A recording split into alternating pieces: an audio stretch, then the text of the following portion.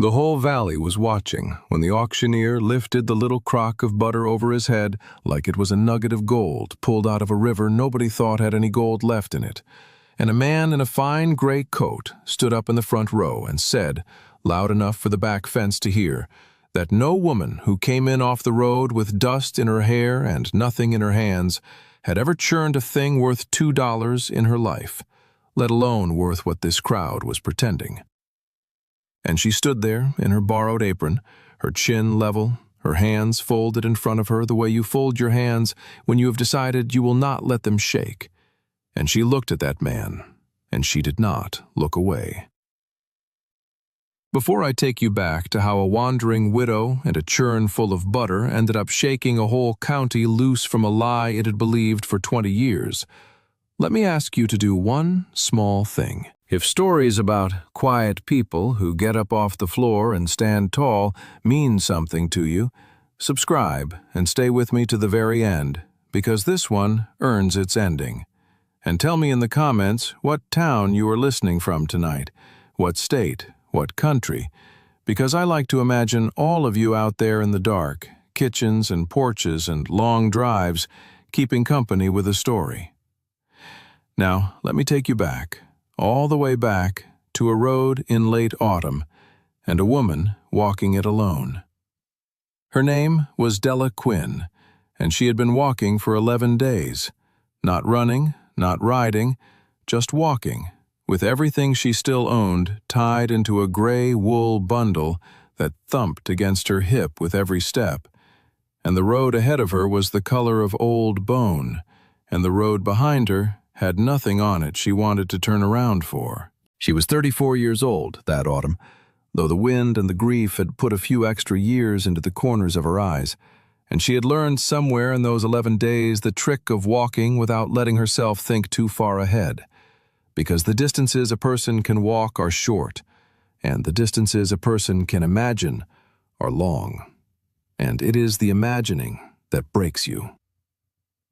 She had learned other tricks on that road, small, hard survival tricks that no one is born knowing. She had learned which farmhouses would give a walking woman a night in the barn, and which would set the dog on her.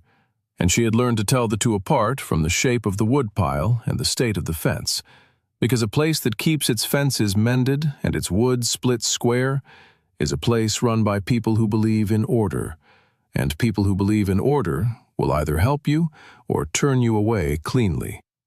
But a place gone to ruin at the edges is run by people who have given up, and given up people are unpredictable, sometimes generous out of fellow feeling, and sometimes cruel out of spite, and you cannot know which until it is too late. She had learned to eat when food came, and not to think about it when it did not. She had learned to wash in cold creeks before dawn, so that whatever door she knocked on next would open on a woman who was poor but clean, because poor and clean will sometimes get you work, and poor and filthy never will. And she had learned to keep her mother's dasher wrapped and hidden at the bottom of the bundle, not because it was worth anything to anyone but her, but because it was the one thing that was hers by love and not by law, the one thing no court had put its hand on. And on the worst nights, she would unwrap it just to hold it, the smooth, worn wood her mother's hands had worn smooth, and it steadied her the way a lamp steadies a room. And she had learned, most of all, the discipline of not hoping, which is the hardest discipline there is, harder than hunger, harder than cold. Because hope, she had found, was the thing that actually hurt. The walking did not hurt, not really. The body adjusts to walking. The hunger was manageable. But hope, the small, treacherous flutter that rose in her chest every time she crested a hill and saw a new valley, every time a door opened a crack, every time a voice was kind, that hope was a blade, because it lifted her up just high enough that the falling, when the door closed or the work ran out or the kindness turned out to have a price, broke something a little more each time. So she had taught herself, mile by mile, to strangle it in its cradle, to look at every new valley and every kind face and say to herself plainly, This is not for you. Do not want it. Want nothing. And it had kept her walking, and it had kept her, in a manner of speaking, alive. But it had cost her something too. It had walled off the very part of her that a life would have to reach if a life were ever going to take root in her again. And she did not know, standing at the top of the road looking down into Ash Hollow, that she was about to meet a valley patient enough and a man quiet enough to spend a whole winter gently taking that wall down, one careful stone at a time. Della's husband had been 3 years in the ground, and the little dairy the two of them had built with their own 4 hands had gone the way of a great many small things that lean on one man's strength, which is to say, it had gone to a bank in a town she no longer said the name of out loud. She had lost the cows, one at a time, then the wagon, then the stove, then the house itself. And she had learned that a life can be taken from you not in one great fire, but in a slow series of small, polite subtractions, each one signed for, each one lawful, each one leaving her with a little less floor to stand on. By the time she reached the edge of a valley called Ash Hollow, she owned 2 dresses, 1 shawl, a churned asher wrapped in cloth that had belonged to her mother, and a stubbornness she could not have sold if she tried. The valley opened below her in the failing light like a held breath finally let go, brown and gold and rimmed with dark hills, a thread of creek running crooked through the middle of it, and cattle scattered across the far grass like spilled seed. She stood at the top of the road and looked down at it, and felt something she had trained herself not to feel, which was the small, dangerous flutter of a person wondering if a place might let them stop. She did not trust it. She had wondered that before, at other valleys, in other doorways, and the wondering had cost her more than the walking, so she pushed it down, the way you push a stubborn calf back through a gap in the fence, and she went down into Ash Hollow, with her chin level and her expectations low, looking for nothing but a day's work and a dry corner to sleep in, because that was all she let herself look for anymore. The first building she came to was not the ranch house, but a low sod and timber cookhouse that smelled, even from the yard, of something scorched, and a lean young man with a burnt forearm and a look of pure misery was standing in the doorway, holding a pot at arm's length like it had insulted his mother. He looked at Della, and he looked at her bundle, and he said the first words anyone in Ash Hollow ever said to her, which were, "You wouldn't happen to know how to cook, would you, ma'am? Because if you don't, we're all of us going to starve honest before winter." And Della Quinn, who had not smiled in 11 days, felt the corner of her mouth move against its will. That young man's name was Tom Pierce, and he was 17, and he had been promoted to cook 3 days earlier for the single qualification of being the only hand who had not yet flatly refused the job. And he had spent those 3 days proving beyond any reasonable doubt that a man can love his fellow workers and still very nearly poison them. Della set her bundle down on the step. She took the pot out of his hands, not roughly, just the way you take a heavy thing from someone who is about to drop it. And she looked into it, and she looked at the sad little fire, and she looked at the sacks of good flour and the crock of good lard, and the beans that had been boiled without one grain of salt or one thought of an onion, and she understood in one glance that this was not a place without food. This was a place without anyone who had been taught. And being taught was the one thing Della had left that no bank had figured out how to take. So she rolled up her sleeves in a stranger's cookhouse in a valley she had known for 11 minutes, and she said, "Build that fire up proper and bring me the salt." And something in the way she said it made the boy move before he thought to ask who she was. That is how it starts, more often than you would think. Not with a grand arrival, with a woman taking a heavy pot out of a boy's hands because he was about to drop it, and deciding, for one evening only, to stay long enough to fix the supper. She told herself it was for one evening only. She had told herself that before. But the light was going gold across the valley, and the smell of onions was starting to climb out of the pan, and for the first time in a long time, Della Quinn was standing still, and her hands were busy, and her mind, for one merciful hour, was quiet. The men came in from the range at full dark, 11 of them, hungry and loud and half expecting the usual punishment, and they stopped just inside the door the way men stop when a room smells different than they braced for. There was beef stew, thick with onion and wild sage she had found growing along the creek, and there were biscuits that had risen, actually risen, golden and split-topped and steaming. And there was coffee that did not taste like a burned boot. Nobody said much. Hungry men don't. But Della watched the meat, standing back by the stove with her arms crossed, the way she always stood when she was pretending not to care what people thought. And she saw the thing she had come to live on in place of praise, which was the particular quiet that falls over people who are being fed well by someone who knows how. The last man through the door was not a hand. She knew it before anyone told her, by the way the room made a small space for him without being asked, the way water makes room for a stone.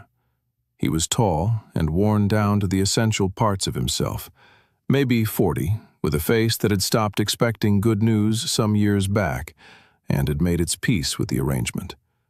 He took off his hat. He looked at the table, at the fed and quiet men, at the biscuits, and then he looked at Della, and his eyes did a slow, careful thing, like a man reading a fence line for the weak post.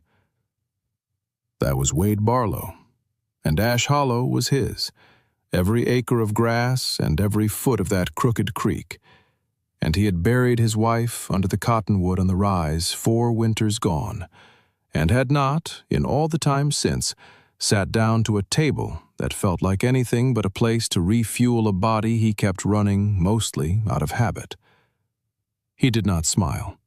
He was not a man who spent smiles cheaply. He sat down at the head of the table, and he ate, slow. And Della went back to her stove, and neither of them said a word to the other that whole first night. But the next morning, before the sun was full up over the eastern hills, Wade Barlow walked into that cookhouse with an empty crock in his hand, and he set it down on the table, and he looked at the fresh gold butter Della had churned at dawn from the cream she had skimmed and set the night before, working her mother's dasher in the cold quiet while the rest of the valley slept. And he tasted it. He tasted it the way a man tastes a thing that surprises him, twice, slow. And something moved across that closed-down face that had not moved in 4 years. And he set the spoon down, and he looked around the empty cookhouse, and he said the words that this whole story hangs on. Quiet, almost to himself, almost afraid of the answer. Who churned this butter?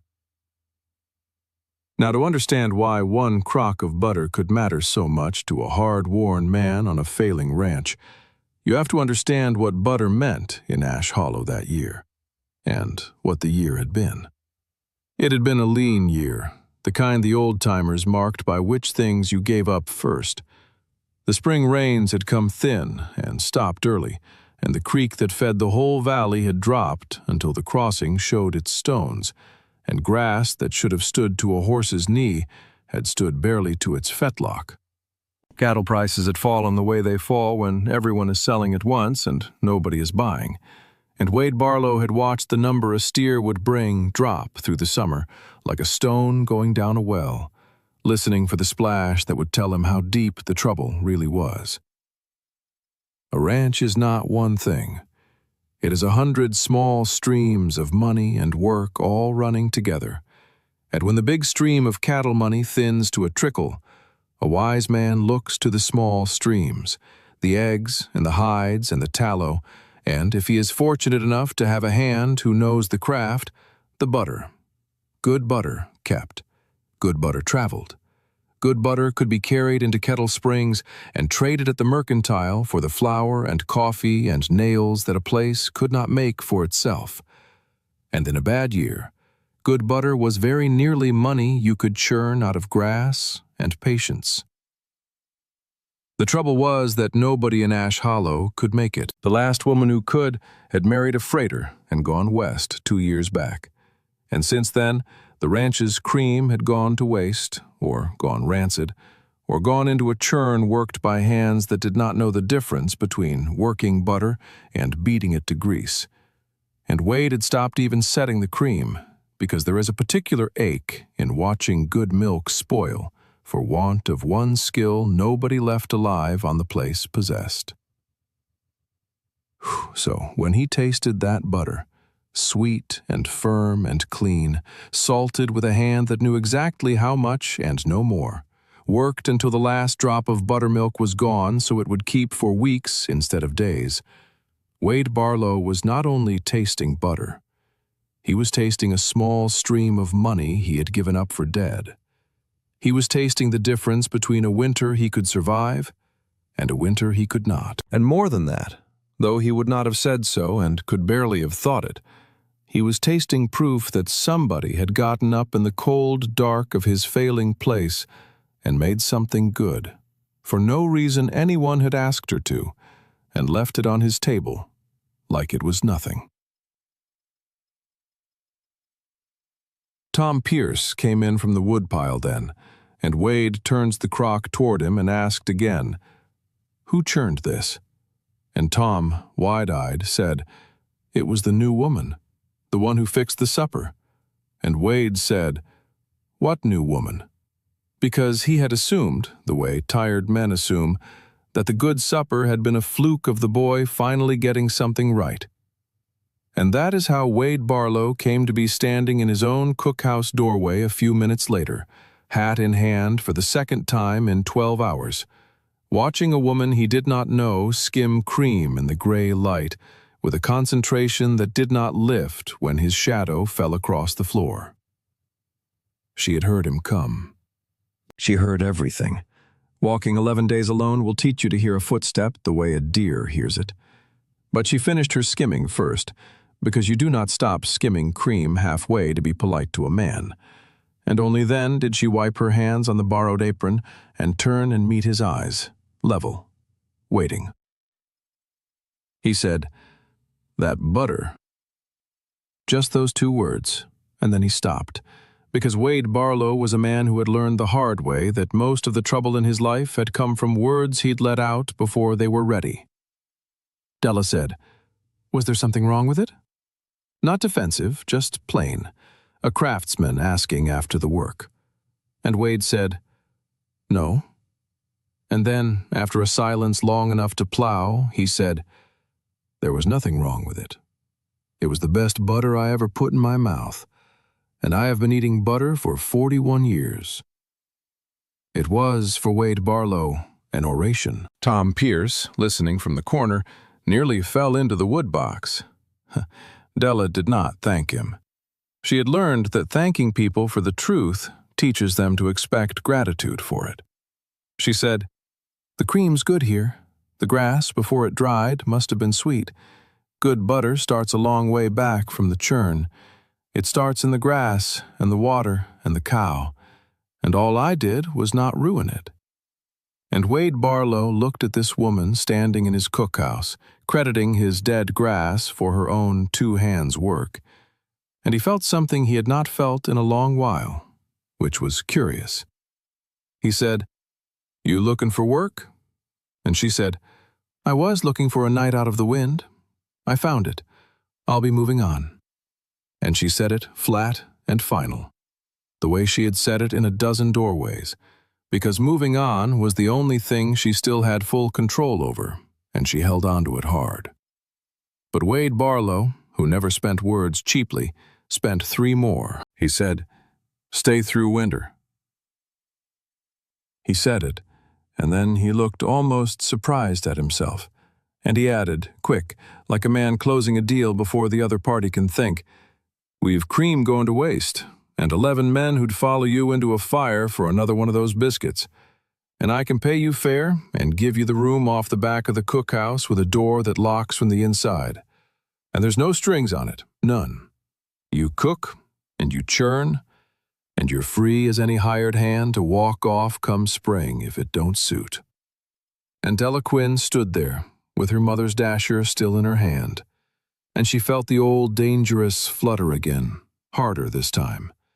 And she did the thing she always did with hope, which was to hold it at arm's length and look at it suspiciously, like a card she suspected was marked.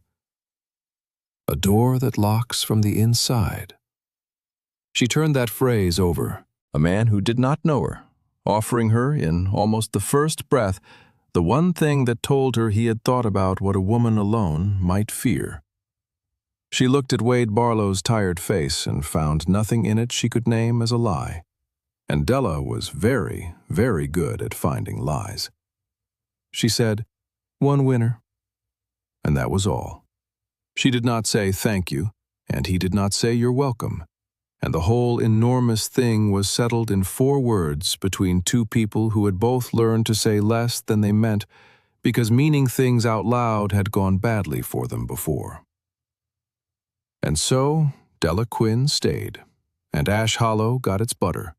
And for a few weeks, a few good weeks, the smallest and simplest kind of peace settled over that cookhouse like the first snow settles, quiet and clean, and covering over, for a little while, all the hard ground underneath. She rose before the men and set the cream, and worked the churn in the cold dawn with her breath smoking, and the ache in her arms was an honest ache, and the butter came gold and sweet, and she wrapped it and stamped it with a little wooden press she carved herself, a simple thing, a running line of water with a leaf on it, because she liked the idea of the creek being in the butter somehow, the whole valley pressed into every pound.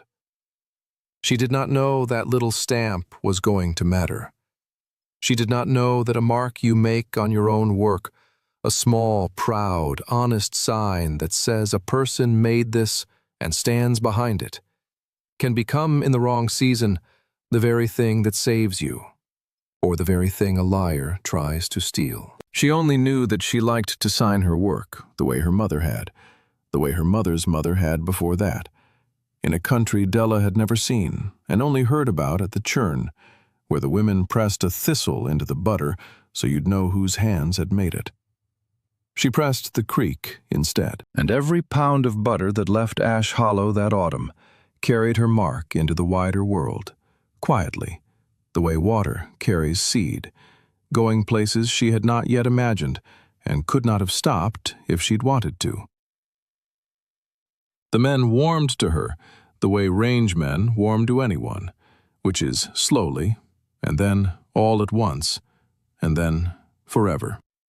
For the first week they were shy of her, eating with their eyes down, unsure what a woman in the cookhouse meant for the rough, easy life they'd had. And then old Rufus Nettles, the oldest hand on the place, a man so gnarled and dry he looked like a fence post that had learned to complain, tasted her dried apple pie one Sunday and set down his fork and said one word. He said, "Huh." And from Rufus Nettles, "huh" was a sonnet. The younger hands took their cue from the old man, the way younger hands do.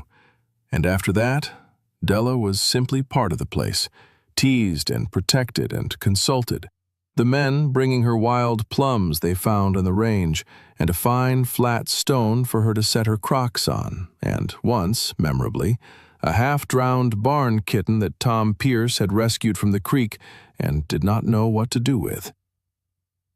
But it was the dog that decided it first. There was a dog on the place, a rangy black and tan cattle dog named Boone, who belonged to nobody and to all of them, who had run the range with Wade for 9 years and had, in the manner of old cattle dogs, opinions about people that he did not trouble to hide. Boone had not liked the last cook. Boone had, in fact, bitten the last cook, which the hands agreed had been an error in judgment on the cook's part and sound character assessment on Boone's. And Boone, on Della's 3rd morning, walked into the cookhouse, looked at her for a long, grave moment, and then lay down across the threshold of her little back room with his chin on his paws, and did not move. And that was the end of the discussion, as far as any man on the place was concerned. The dog had decided. The dog was rarely wrong. If Boone slept across her door, then Della Quinn was ours. And God helped a man who thought otherwise. What none of them saw, because Della was careful and Wade was private, was the slow thing beginning to happen between the woman at the stove and the man at the head of the table. It happened in nothing anyone could point to. It happened in the way he started coming in a few minutes early, before the other men, on the pretext of checking the cream, and stood by the door and did not check the cream. It happened in the way she started leaving the crust of the pie on the end nearest his seat a little thicker, because she had noticed, without seeming to notice, that he liked the crust. It happened in the long silences they were able to share, without either of them feeling the need to fill them. Two people who had both learned that silence with the wrong person is loneliness, but silence with the right one is rest. One evening in the third week, when the men had gone to the bunkhouse and the fire had burned low, Wade lingered, turning his cup in his hands, and he said, without looking at her, "My wife made a thing with apples. Not a pie, a kind of a pudding. I don't recall how. Ellen. Her name was Ellen." And that was all. But Della understood that he had just handed her something he did not hand out. A name. A dead woman's name. Said out loud in the room where he ate, and she understood what it cost him. She did not say she was sorry. Sorry was cheap, and he had heard it 1,000 times. She said, "If you tell me what you remember of it, the apples, the spice, whether it was baked or boiled, I might find my way to it." Not to make it hers, to make it so you could have it again. And Wade Barlow looked up at her then, really looked, across the low fire, and something in his throat worked, and he said, "Quiet. I'd like that." And neither of them said one more word about it, but a door had opened somewhere in the house of him that had been shut and swollen in its frame for 4 hard years, and a little light came through. There was a night that first month when Della earned the last of the men's hearts, and it was not with a pie or a biscuit. It was with her hands in the cold and blood to her elbows, and it is worth the telling because it shows you the woman under the apron. A storm came down off the North Hills without much warning, the kind of early winter storm that turns from a gray afternoon into a white, killing wall in the space of an hour. And one of the Barlow heifers, a young thing, bred too early by an accident of fence, went into her labor in the worst of it, out in the near draw. And by the time Tom Pierce found her floundering and ran shouting for help, the thing had gone wrong the way it goes wrong. The calf turned backward, and the mother failing. And the men stood around her in the driving snow, knowing they were about to lose both, because none of them had the hands for it. Big, honest men with big, honest hands, too large and too unschooled for the delicate, cruel work that a bad calving needs. And Della, who had come out with a lantern to see what the shouting was, took one look and put the lantern in Tom's hands, and stripped off her coat in the snow, and rolled her sleeve to the shoulder. And she went into that suffering animal with a patience and a knowledge that stopped every man there cold, talking low the whole time, to the heifer and to herself, turning the calf by feel in the dark and the wet and the cold, her face gone still and far away with concentration. And it took the better part of an hour, and her arm went numb to the bone, and twice she thought she had lost them both. But she found the calf's hocks, and she brought it around, slow, the way her husband had taught her in a dairy 100 miles and 3 years gone. And she drew that calf out into the snow, alive, steaming, and the mother lived. And Della sat back on her heels in the drift, with blood freezing on her arm, and her braid come loose and plastered to her face. And she did not look triumphant, she looked tired. The plain, deep tired of a person who has done a hard thing because it was in front of her to do. The men did not cheer. Rangemen don't. But Rufus Nettles took off his own coat and put it around her shoulders.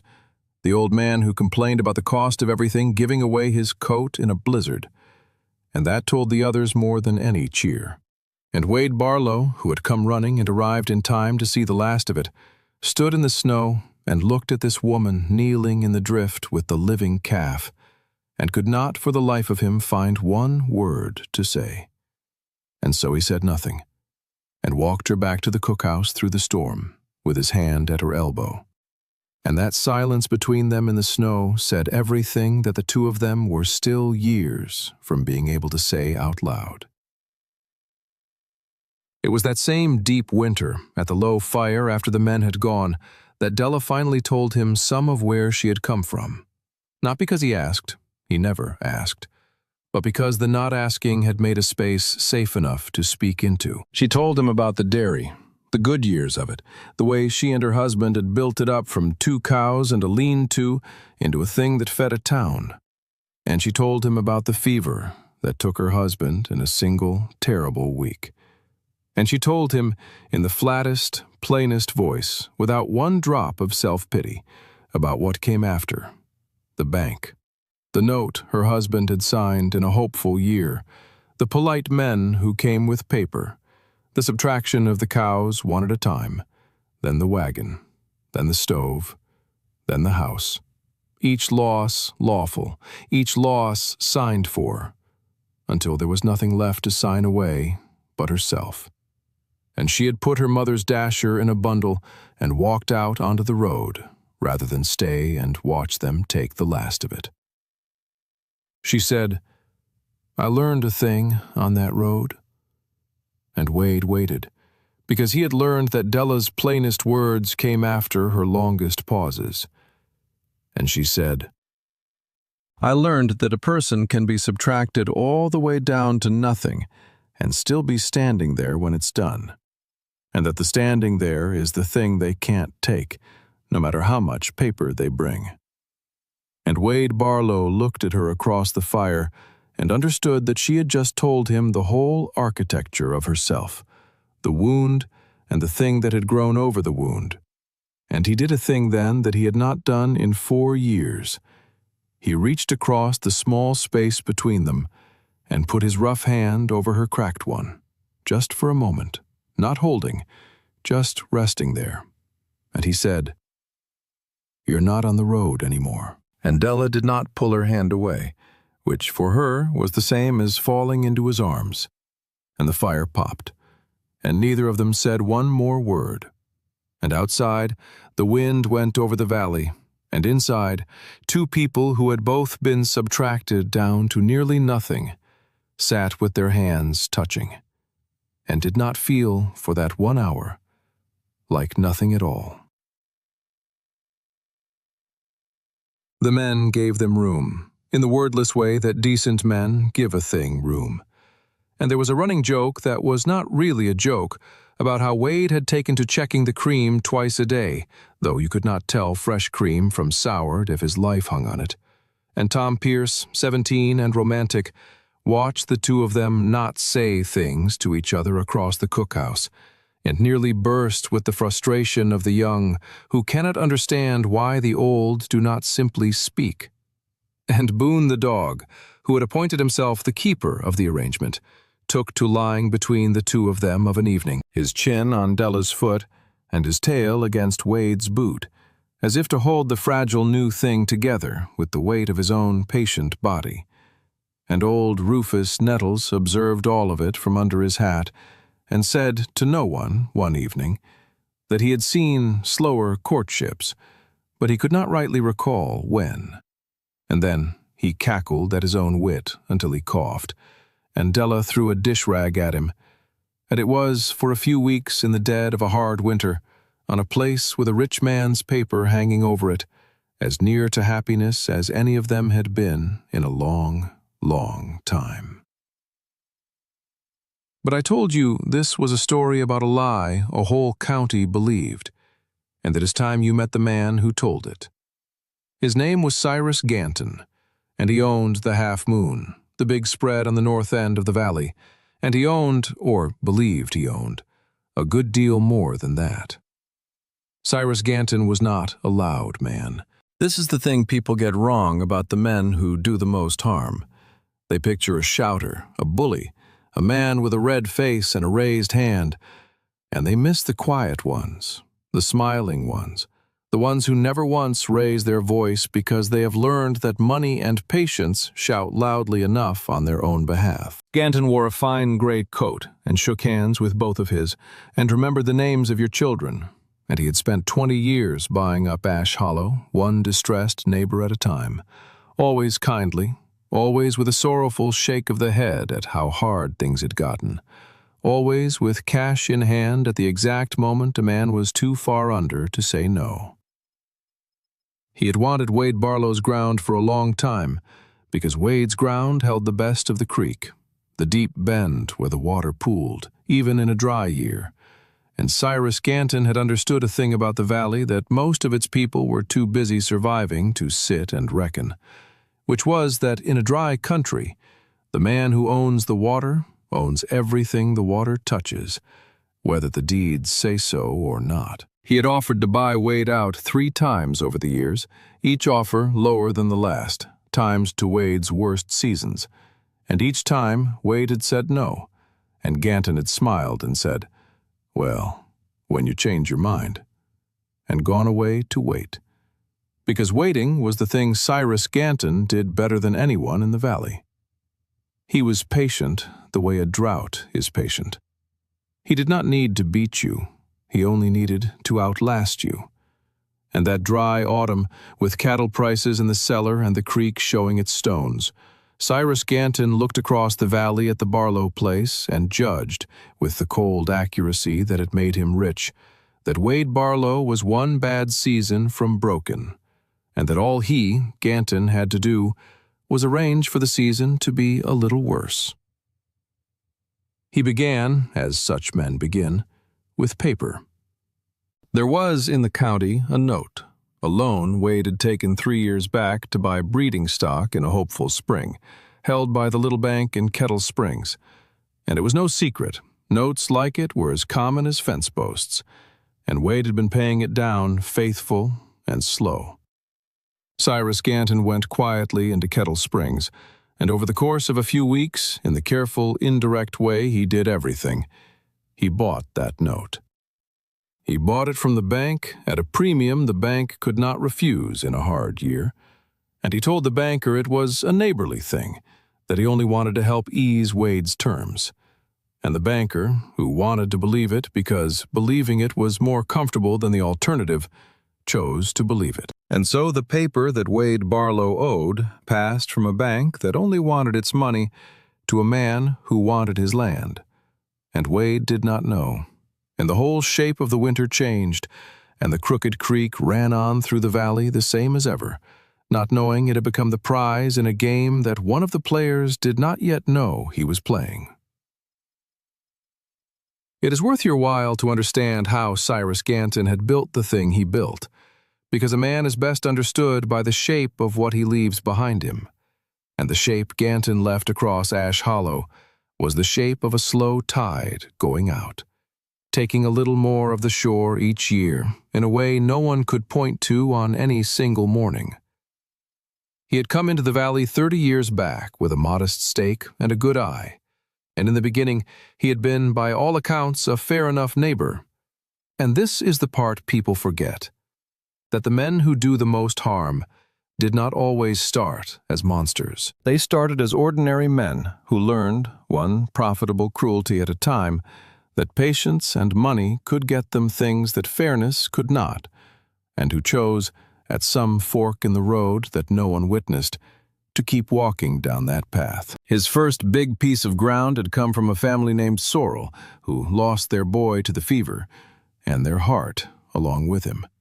And Ganton had bought their place at a sorrowful price with a sorrowful face. And the Sorrels had gone east, broken, and Ganton had prospered on their creek front.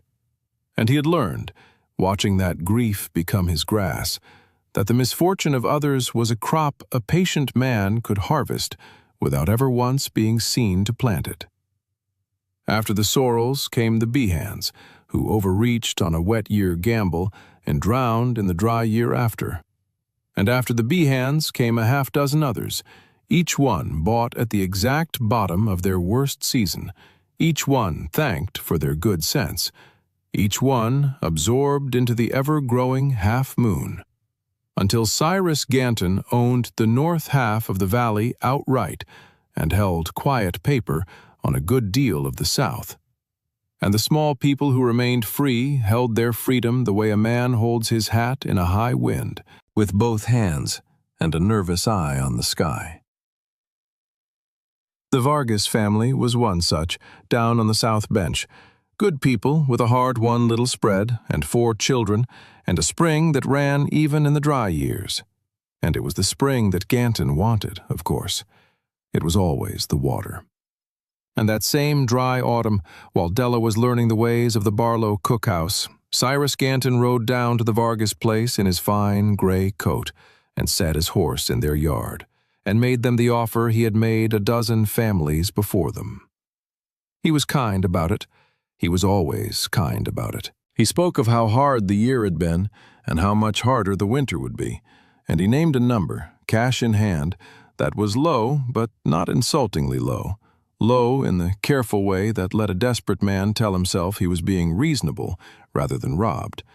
And he said, as he always said, that there was no hurry, that they should think it over, that his offer would stand as long as they needed, knowing full well that the longer they waited, the deeper the winter would bite, and the more his low number would come to look like rescue. Old Vargas stood in his yard with his hat in his hands, and his wife in the doorway behind him, and his children peering out. And he said he would think on it. And Cyrus Ganton tipped his hat and smiled his small smile and rode away satisfied. Because he had planted the seed of surrender, and seeds, given a hard enough winter, mostly grow. What Ganton did not know, riding back north that afternoon well pleased with his morning's work, was that the Vargas Spring and the Barlow Bend and the whole Crooked Creek were about to become entangled in the fate of a churn of butter and a woman off the road, and that the very patience that had made him rich was about to meet, for the first time in 30 years, a thing that patience could not wear down, which is the stubbornness of decent people who have finally found something worth being stubborn about. But that reckoning was still a season off, and in the meantime, the tide went out the way it always had, quiet, lawful, and cruel. Della knew something was wrong before anyone told her, the way she'd known Wade's footstep from the others. She saw it in Kettle Springs, on the mornings she drove the butter and eggs in to trade, in the way certain people looked at her and then looked away, in a coolness that had crept into the mercantile where before there had been simple commerce. She was a stranger, and strangers feel the temperature of a town in their skin because they have nothing else to go by. There was gossip. She could not yet make out its shape, but she could feel its weather, and it had something to do with her, the woman who had appeared out of nowhere and moved into the widower Barlow's cookhouse, and it had a smell to it she recognized from her old life, the particular sour smell of respectable people enjoying themselves by disapproving of someone with no way to answer back. She said nothing of it to Wade. She told herself it was not her trouble, that she was passing through, one winter, and a woman passing through does not borrow a town's opinions to carry. But she began, without deciding to be more careful. She began to keep her little book of accounts more exactly, every crock of butter, every dozen eggs, every coin, in her small, even hand, because Della Quinn had learned, in the losing of everything, that when the respectable people come for you, they come with paper, and the only thing that answers paper is better paper. The gossip had a source, and the source, though Della did not yet know it, was a woman named Harriet Aldridge, the wife of the man who ran the feed store, a woman who had appointed herself the keeper of the valley's virtue, and who found in the arrival of a mysterious cooking widow a subject rich enough to last her the whole winter. It was Harriet Aldridge who first said, over her counter, that no decent woman arrives in a place with nothing and no history. And it was Harriet Aldridge who first wondered aloud, with her hand pressed to her chest in a great show of reluctance, what exactly the arrangement was out at the Barlow place. And it was Harriet Aldridge whose wondering, repeated and repeated across counters and fences and church steps, hardened slowly from a question into a fact, the way a wagon rut hardens into a road. And Cyrus Ganton, who missed nothing, who kept his ear to the valley the way a good rancher keeps his ear to the ground, heard the gossip and smiled his small smile. Because a man who means to take a place from someone finds it very convenient when the town has already decided that someone is not quite respectable. Gossip was a tool to Ganton, the same as a note or a fence or a dry season. He did not start it. He rarely started anything. He simply found the streams already running and dug the channels a little deeper and let the water do the work. Winter came down over Ash Hollow hard and early that year, and the valley pulled in on itself the way valleys do, and the work narrowed to the work of keeping things alive. The cattle had to be moved to the sheltered draws and fed from the thin hay, and the water had to be broken open along the creek every dawn, where it skinned over with ice. And Della's world narrowed to the cookhouse and the little dairy lean-to Wade and Tom had built onto the back of it. A warm, close world of steam and cream, and the good ache of work. It was in that narrow winter world that the thing between her and Wade grew. Not by leaps, never by leaps, but by the slow accumulation of small, unremarkable acts, the way snow builds a drift not by falling all at once, but by falling steadily. He mended the leak in her lean-to roof without being asked. She started keeping back a portion of the sweet cream to make him the apple thing, working at it evening after evening from the fragments of his memory. A little more cinnamon? No, it was baked. Was there raisin in it? Until one night she set a dish in front of him, and he took one bite and went completely still. It was not right. It was not Ellen's. But it was close enough to open the grief, and close enough to also somehow soothe it. And Wade Barlow sat in his cookhouse with a spoon in his hand, and let 2 tears run down into his beard, silent, not wiping them. And Della stood at the stove with her back to him to give him the dignity of not being watched. And neither of them said a word. And it was the closest thing to a wedding either of them had felt in years. Do you know the difference between being needed and being wanted? It is the whole story, really, the difference between those two things. Della had been needed before. Her husband had needed her. The dairy had needed her. And being needed is a fine thing, a warm thing. But it is a thing that uses you up. A thing that can, if you are not careful, become another word for being taken. What was happening in that cookhouse was different, and it frightened Della more than any threat. Because Wade Barlow did not need her. He had gotten along 4 years without butter, and he would have gotten along 4 more. He wanted her. He wanted her company, and her silences, and the sound of the dasher in the dawn, and the sight of her braid coming loose over the churn, and being wanted, freely, by someone who does not require you, is a thing a person who has only ever been needed does not know how to hold. So she held it the only way she knew how, which was carefully, and at a small distance, always with one part of herself standing by the door, ready, because the last time she had let herself be fully in a life, the life had been taken out from under her, one polite subtraction at a time. And she did not think her heart could survive learning that lesson twice. What she did not yet understand, though she was beginning to, was that Wade Barlow stood by the same door, in his own house, for his own reasons, and that the two of them were like 2 people each afraid to be the first to sit down, standing in a warm room, both of them tired, both of them longing to rest, both of them waiting for a permission the other was also waiting to receive. I want you to see one ordinary Sunday from that quiet stretch.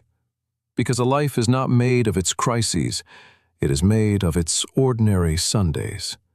And this one held the shape of everything that came later. There was no church out that far, so Sunday on the Barlow place meant only that the work eased to the necessary, and the men slept an hour longer, and Della made something a little finer than the weekday fare. And on this particular Sunday, she had made a dried plum cobbler from the fruit the men had brought her off the range in the fall, and the cookhouse was warm with it, and the winter light came in low and gold through the one good window, and lay across the plank table like something poured. And the men lingered over their coffee, the way men only linger when there is nowhere they have to be. Rufus Nettles was telling a story, one of his long, spiraling stories that never quite arrived anywhere. This one about a mule he had owned in his younger days that had, according to him, been smarter than most of the men he had worked for. And the younger hands were egging him on and calling him a liar in the affectionate way of men who love an old man's lies. And Boone lay in the pool of window light with his paws twitching at some dream of running. And Della stood at the stove with her hands wrapped around her own coffee cup, not working for once, just standing in the warmth. And she felt something move through her chest that she did not at first recognize because it had been so long. And then she named it. Careful, the way you name a bird you have not seen in years. And the name of it was contentment. It frightened her, the way it always frightened her, and her eyes went to the door out of pure old habit, the door with the lock on the inside, the door she could walk out of come spring, and she reminded herself that she was passing through one winter. And then her eyes went from the door to Wade at the head of the table. And Wade was not laughing at Rufus's story. Wade rarely laughed. But he was watching her, quiet, across the warm room. And when her eyes met his, he did not look away, and he did not smile. He just held it. A long, plain, steady look that said, without one word, "I see you standing in my kitchen in the good light, and I do not want you to go." And Della felt her face warm and looked down into her coffee. And that wordless, held look across a Sunday table was the whole courtship. That was more than most people say to each other in a year of talking. And I want to tell you about the shorthand, because every true bond grows one, a private language of 2 or 3 words that means far more than it says. And theirs grew that winter, and it grew out of the butter. It started as nothing. Wade came in one bitter morning, and Della handed him the first taste off the fresh churn, the way she did. And he tasted it, and instead of saying it was good, he said, plain, "That'll do." And something in the dry understatement of it, from a man who had once told her it was the best butter he'd eaten in 41 years, struck them both as funny. And Della raised an eyebrow and said back, "It'll more than do." And after that, it became theirs. "That'll do," said about the butter, and then said about other things, about a mended fence, and a hard day survived, and a supper eaten to the last crumb. "That'll do." 2 small words that came to mean, "I'm proud of you, and I see what you did, and thank you, and stay." All folded into the plainest phrase 2 undemonstrative people could hide their hearts behind. You would not have known, to hear them, that anything at all was passing between them. "That'll do. It'll more than do." It sounded like nothing. It was everything. That is how people who have been hurt learn to love again. Not in declarations, but in a private shorthand small enough to feel safe and large enough to hold a life.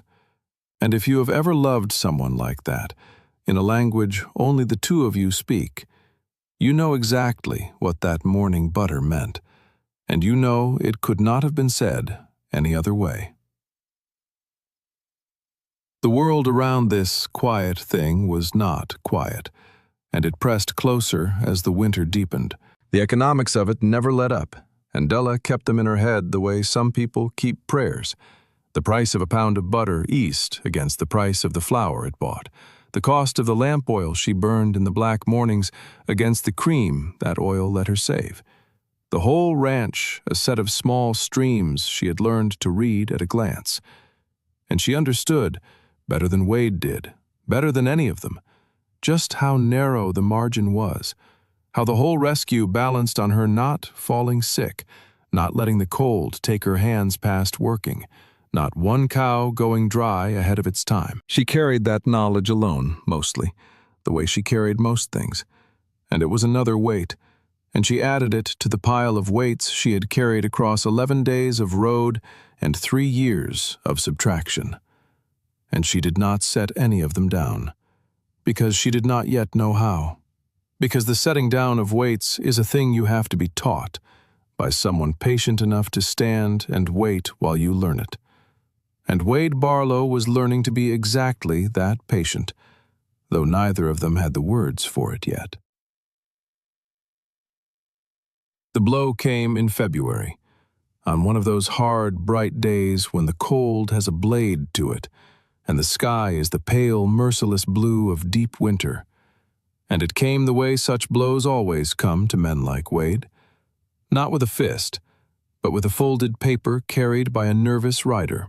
It was a notice from the holder of his note, and the notice said, in the cold, formal language such notices use, that the terms of the loan had been called, that the full balance was now due, all of it, not the patient installments Wade had been paying, but the whole sum at once, due in 90 days, and that failure to pay would result in foreclosure and sale of the property known as the Barlow Ranch, all its buildings, all its stock, and all its water rights. And it was signed not by the bank in Kettle Springs, but by a name Wade had to read twice before it landed. Cyrus Ganton. Wade Barlow stood in the cold yard with that paper in his hand, and understood, all at once and far too late, that the note he had been faithfully paying to a bank had for months belonged to the one man in the valley who wanted him gone, and that every dollar he had paid since autumn had been paid into the hand of the man now closing it around his throat. He did not shout, "I told you the decent ones get quiet," and Wade got so quiet that Boone the dog got up and came and stood pressed against his leg, and Tom Pierce, watching from the barn, felt the hair rise on his arms without knowing why. Wade folded the paper along its creases, slow and exact, and put it in his coat, and looked out across the white valley at the far smoke of the half-moon, rising thin and steady into the pale sky. And he said one word, quiet, to himself and the dog and the cold. And the word was Ganton. That night, for the first time, he told Della the whole of it. He came into the cookhouse after the men had gone, and he did not turn his cup in his hands or make small talk. He just laid the folded notice on the table under the lamp and pushed it toward her. And she read it. And Della Quinn, who knew the language of polite subtraction better than anyone in that valley, understood every word of it, and everything it meant, and everything behind it before she reached the signature. She looked up from the paper, and the fear she saw in Wade's face was not the fear of a coward. It was the deeper fear of a man watching the one place he belonged to get pulled out from under him. The fear she knew from the inside, from her own 11 days of walking. And something happened in Della Quinn in that moment that she did not choose and could not have stopped. The part of her that had been standing by the door, ready to leave, one winter only, packed and cautious for 3 years, that part of her sat down. She was not passing through anymore. She did not decide it in words. She only knew, looking at Wade Barlow's frightened, careful face over that lamp-lit notice, that whatever happens to Ash Hollow was going to happen to her too now, because she had gone and done the one thing she had sworn on 11 days of hard road never to do again. And there was no undoing it. And the strange thing, the thing that surprised her, was that under the fear she felt something almost like relief. She said, 90 days. She said, we have 90 days. And she said, we. And Wade heard the we and looked at her. And Della was already turning the paper over, already reaching for her little account book, already in the deep practical engine of her that grief had never managed to stop, beginning to reckon. She said, how much? And Wade told her the sum, and it was a large sum, a sum that, in a good cattle year, Ash Hollow might have raised, and in this dead one, could not. Not from cattle, not with prices where they were, not in 90 days. And Della Quinn sat there in the lamplight and did the thing she was better at than anyone, the thing that had kept her alive when everything else was taken. She did the arithmetic, cold and clear and without flinching, and she saw that cattle would not save them, and eggs would not save them, and that there was in that whole dying valley exactly one thing that a woman with skilled hands could make out of grass and water and patience that was worth real money in the wider world. One small gold stream that the rest of them had given up for dead. She looked at Wade, and for the first time since he'd known her, Della Quinn smiled. Not the small, unwilling smile of that first evening, but a real one. A hard, bright, dangerous one. The smile of a person who has found the seam in the rock. She said, how much butter do you think this valley can make? Wade Barlow looked at her like she had lost her mind, which was a fair thing to think, because the sum on that paper was a cattle money sum, and she was talking about butter, about crocks and pounds and the slow, patient work of the churn. And he opened his mouth to say something kind and hopeless about how butter money was pennies against a debt that ran to hundreds. But Della was already talking, fast and low and certain, and what she laid out for him across that table by the light of the one lamp was not a plan to sell more butter. It was a plan to sell better butter, the best butter in the whole territory, and to sell it not by the crock at the Kettle Springs Mercantile for what the mercantile felt like paying, but by the wagon load to the fine hotels and the railroad dining houses in the growing towns to the east, where men in collars paid coin for quality, and where a pound of butter that actually tasted of something could fetch 3 and 4 times what it fetched at a country counter. She had seen it, she told him. In her old life, before the losing, she had sold to a hotel buyer once, a man who traveled the country with a case and a set of scales and a pallet, buying up the best of the small dairies to feed the tables of people Della would never meet. And she knew that such men existed, and such markets existed, and that the only thing standing between Ash Hollow and that money was volume and quality and time. And they had a little of the first, plenty of the second, and 90 days of the third. It was thin.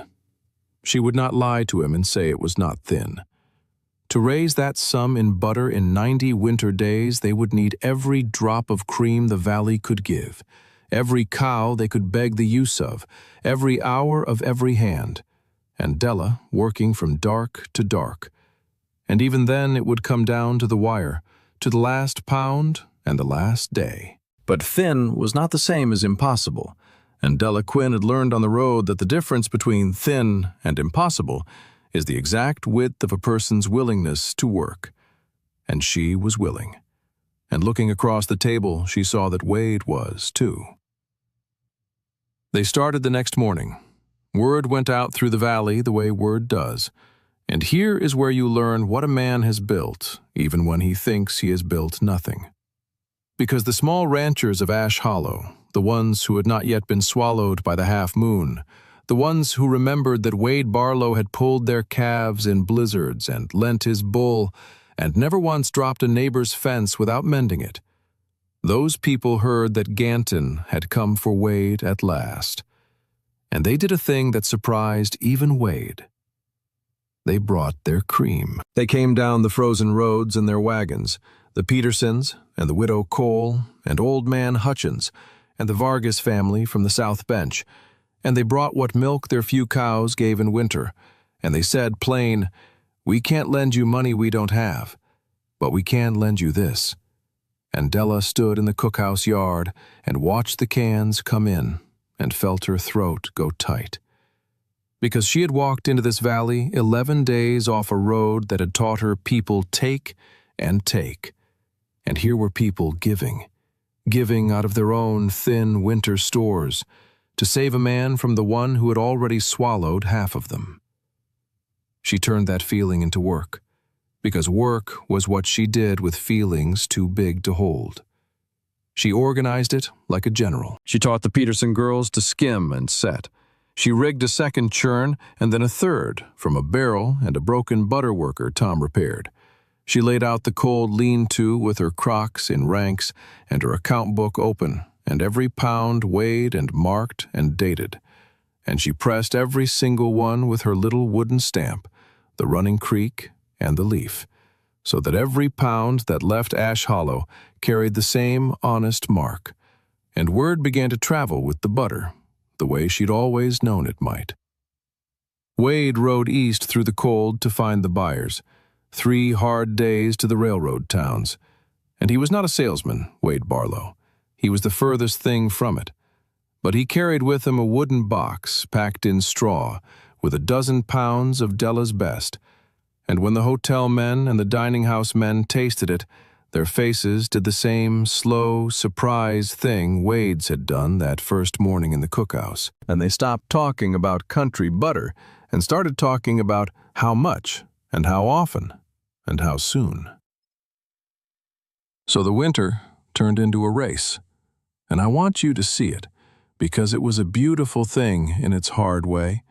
The whole valley bent to one task, the churns going before dawn and after dark, Della's hands cracked and aching from the cold water and the endless working, the wagons going east loaded and coming back with coin, the little pile of money in the locked box under Della's bed, in the room with the door that locked from the inside, growing pound by pound, dollar by dollar, toward the sum on Ganton's paper. And here is a thing worth stopping on. It would have been an easier story to tell you if the money had come easy, one lucky sale, a rich man's whim, a gift. But that is not how worth works, and it is not how this story works. And it is not, if you have lived any length of time, how your own life has worked either. The money came the only honest way money comes, which was 1 pound of good butter at a time, 10,000 turns of the dasher, 100 cold mornings. A valley full of tired people doing the small right thing over and over, until the small right things added up to something that could stand against a rich man's paper. That is not luck. That is not a miracle. That is worth, proven the only way worth can be proven, which is by the doing. Let me take you inside those days, because a number on a page does not tell you what it was to live them. Della slept in those weeks perhaps 4 hours a night, and she rose in the black cold and lit the lean-to lamp and set to work while the frost still furred the insides of the windows, and the first sound in Ash Hollow every morning, before the roosters, before the men stirred, was the steady thump and slap of the dasher going in the dark, a sound the whole place came to sleep by and wake by, a sound like a heartbeat under the frozen valley, the sound of a woman turning grass into money, one stroke at a time.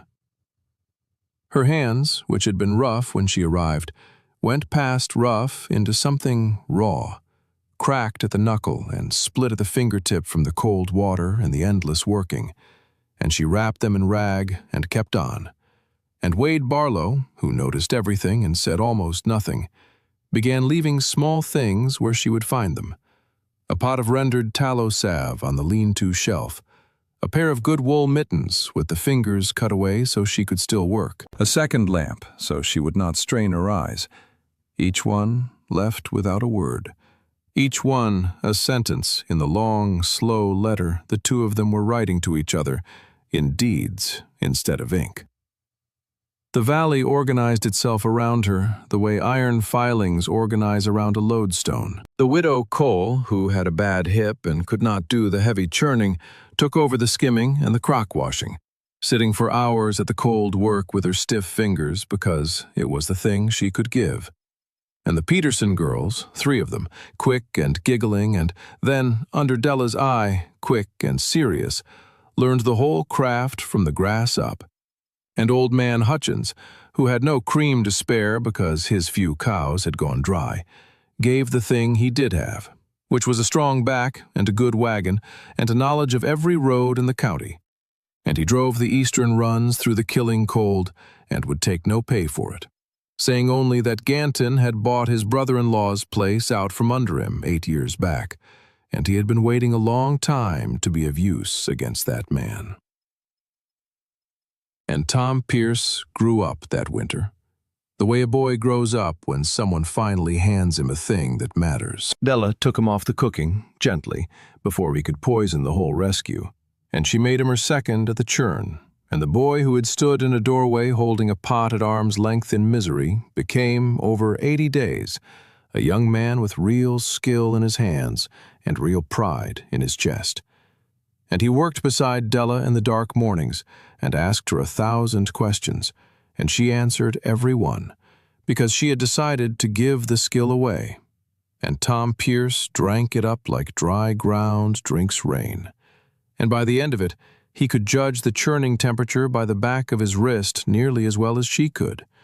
And the day she told him so, plain, "Supper was good, Tom, and your butter this morning was honest," the boy walked around for a week like he had been knighted.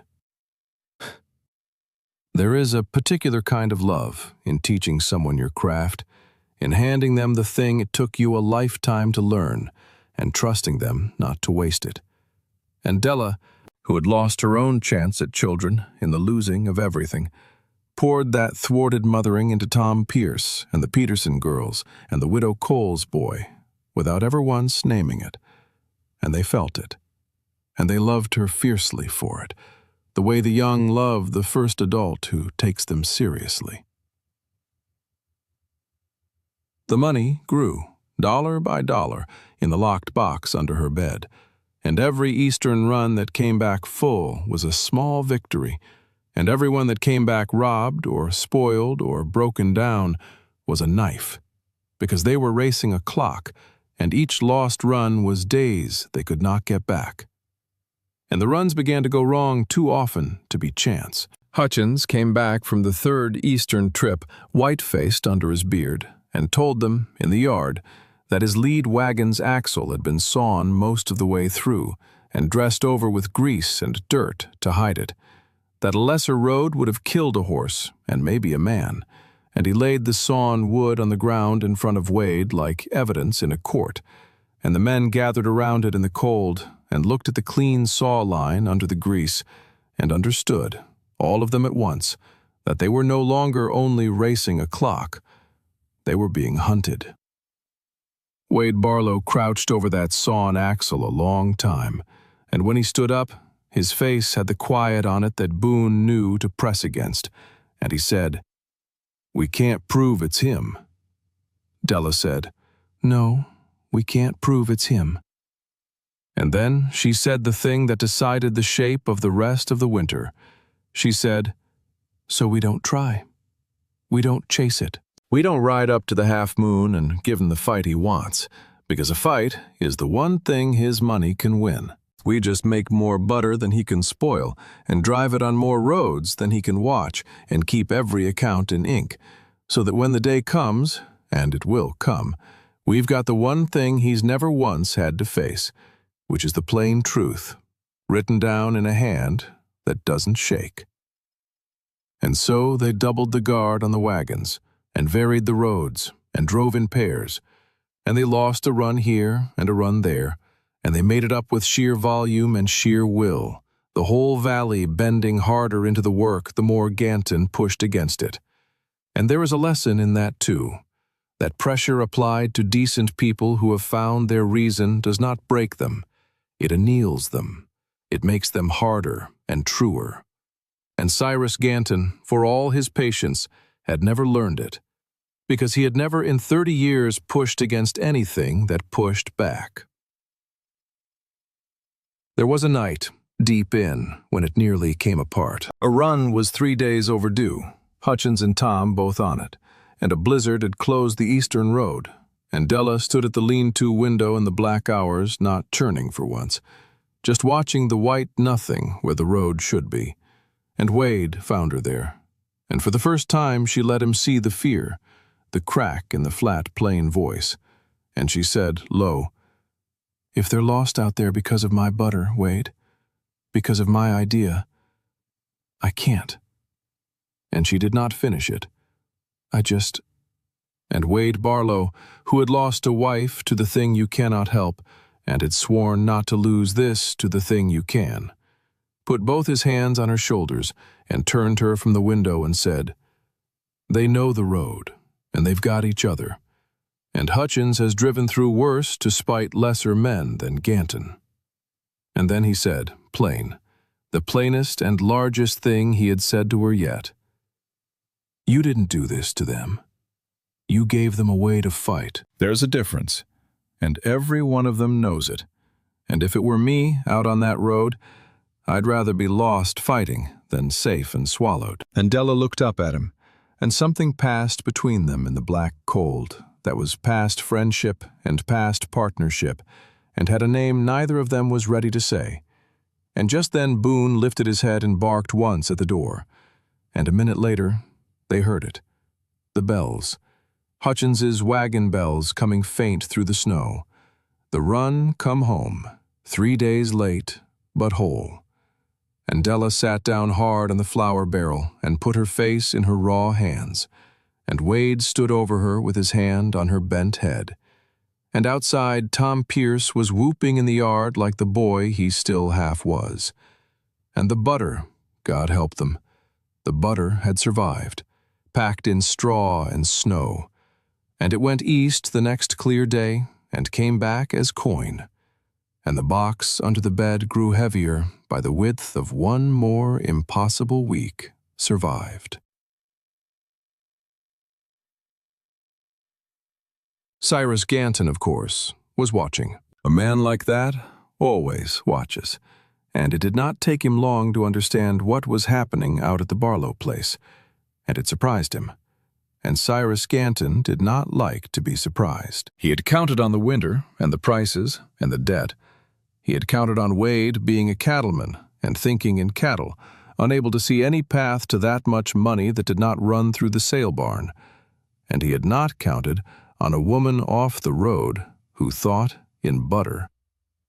He rode out to the Barlow place himself, once, in the deep of the winter, on the pretext of neighborly concern, and he sat his fine horse in the yard and did not dismount. And he looked at the wagons and the cans and the steam rising from the lean-to, and he understood the shape of it. And then he looked at Della, who had come to the cookhouse door drying her hands, and he took her measure the way he took the measure of everything, coldly, as an obstacle or an asset. And he tipped his hat and smiled his small smile and said, "You'd be the cook." And Della said, "I'd be the one churning the butter that's going to pay Wade Barlow's note." She said it flat and level, no heat in it, just fact. And she watched it land. And she saw, for just one instant before he covered it, something move behind Cyrus Ganton's eyes. And it was not anger. It was worse than anger. It was the cold, reassessing look of a man revising a plan. And Della understood in that instant that she had just made herself, in the eyes of the most dangerous man in the valley, a problem to be solved. She was right to be worried. Ganton went home and thought, and thinking was the thing he did best, and he understood that he could not simply outlast Wade Barlow anymore, because the butter was giving Wade time he was not supposed to have. And so Cyrus Ganton did what such men do when patience stops working. He began, quietly, to cheat. It started small and deniable, the way his work always did. The wagons carrying Della's butter east began to meet with trouble on the road. A broken axle that turned out to be a sawn axle, a night camp where the horses came untied and scattered and cost a driver 2 days to gather. A load that arrived spoiled because someone had gotten to it in the dark and left the crocks open to the sun at a river crossing. Nothing you could prove, nothing you could hang on any one man, just a run of bad luck too steady and too well aimed to be luck. And then the gossip, which had simmered all winter, came to a boil, and Della understood that Harriet Aldridge's poison and Cyrus Ganton's patience had found each other, because the talk in Kettle Springs took on a new and uglier shape. It was no longer only that the widow at the Barlow place was of doubtful virtue. Now it was said, in the careful way such things are said, that her butter was not what it seemed, that a woman who appeared from nowhere with a magic touch for butter had likely learned it in no honest kitchen, that there was something not right, something that ought to be looked into, about butter that good coming from hands that mysterious. It was absurd, and it was clever, because it did not attack the thing that could be defended, the quality. It attacked the thing that could not, the mystery. And Della had given them the mystery herself, hadn't she? By arriving out of nowhere and telling no one where she came from. The blow that was meant to finish them came in the form of the county fair, or rather the winter market that the county held every year in Kettle Springs. A great gathering where the territory's buyers came through and where reputation was made and unmade, and where, that year, there was to be a judging of butter, with a purse and, more importantly, a certificate of quality from the Territorial Agricultural Board, a paper that the Eastern buyers respected, a paper that would mean, for whoever won it, standing orders and a fair price for a year. Della's butter should have won it walking away.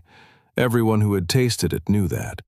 And that, precisely, was why Cyrus Ganton, who sat on the board of the fair as he sat on the board of every institution in the county that mattered, set about making certain that it would not, and made certain further that in the losing, Della Quinn's name and Wade Barlow's ruin would be sealed together in front of the whole assembled valley. He did not want to merely beat them. He wanted to do it in public, in the one arena where the money was decided, so that no Eastern buyer would ever again take a wagon from the Barlow place, and the small gold stream that was saving Wade would dry up at its source, with the whole county watching it happen. Della knew a trap when she smelled one, and she smelled this one from a long way off. Wade wanted to pull out, to skip the judging, to keep his head down and keep selling east, and just try to make the sum before the 90 days ran. And it was not a foolish instinct. But Della sat him down and said, no. She said, he wants us afraid. He wants us to hide. A man doesn't set a trap in the open square unless he means to be seen springing it. And if we don't come, he wins the certificate uncontested, and his butter, whatever middling stuff the Half Moon puts up, gets the board's paper and the buyer's trust, and then it doesn't matter how good ours is. We're the mystery woman's suspicious butter, and he's the certified article. She said, we don't win this by hiding. We win it by being so plainly, undeniably, publicly good that the lie can't survive the tasting. And then she said the thing that told Wade how far she had come from the woman who had wanted only one night out of the wind. She said, I'm tired of being the mystery. I'm going to stand up in that square and put my name on my butter in front of all of them, and let them look. So she prepared. And here I want to slow down and tell you how Della Quinn prepared. Because it was in those weeks that the woman she had been made became the woman she was going to be. She did not prepare by worrying about Ganton. She prepared by making the finest butter of her life. She went back to the beginning, the way she'd told Wade good butter always begins a long way back from the churn, and she tended the few cows they had over that hard winter like they were made of glass. Warm mash and the sweetest of the saved hay and clean water carried by hand and broken free of ice. And she set the cream in the coldest, cleanest crocks and skimmed it at the exact turn. And she ripened it just so. And she churned it at the perfect cool temperature that she could judge with the back of her wrist better than any thermometer. And she worked it and washed it and worked it again until it was firm and gold and sweet and dry. Butter that would keep for a season. Butter with the whole clean valley pressed into it. And she stamped it with her creak and her leaf.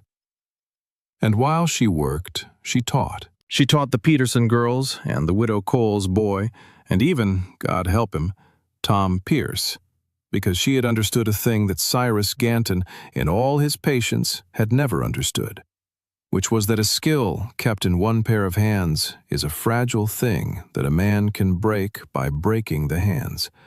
But a skill given away to a dozen pairs of hands becomes a thing that cannot be broken at all. And Della Quinn meant to leave Ash Hollow able to make its own good butter, whether she stayed or not. Because that was what her mother had done, and her mother's mother, hand to hand to hand. And no bank and no Ganton had ever figured out how to foreclose on that.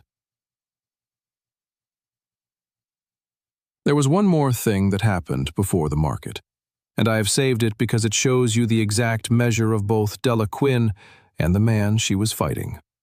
And it happened quiet, with no witnesses but the two of them, the way the most important things often do. 3 days before the judging, a rider came to the Barlow place with a folded note, and the note was in a fine hand, and it asked, courteously, that Mrs. Quinn, and it called her Mrs. Quinn, though she was no such thing yet, do Mr. Ganton the honor of a private word at a neutral place, the Crossroads store, at her convenience, on a matter to her advantage.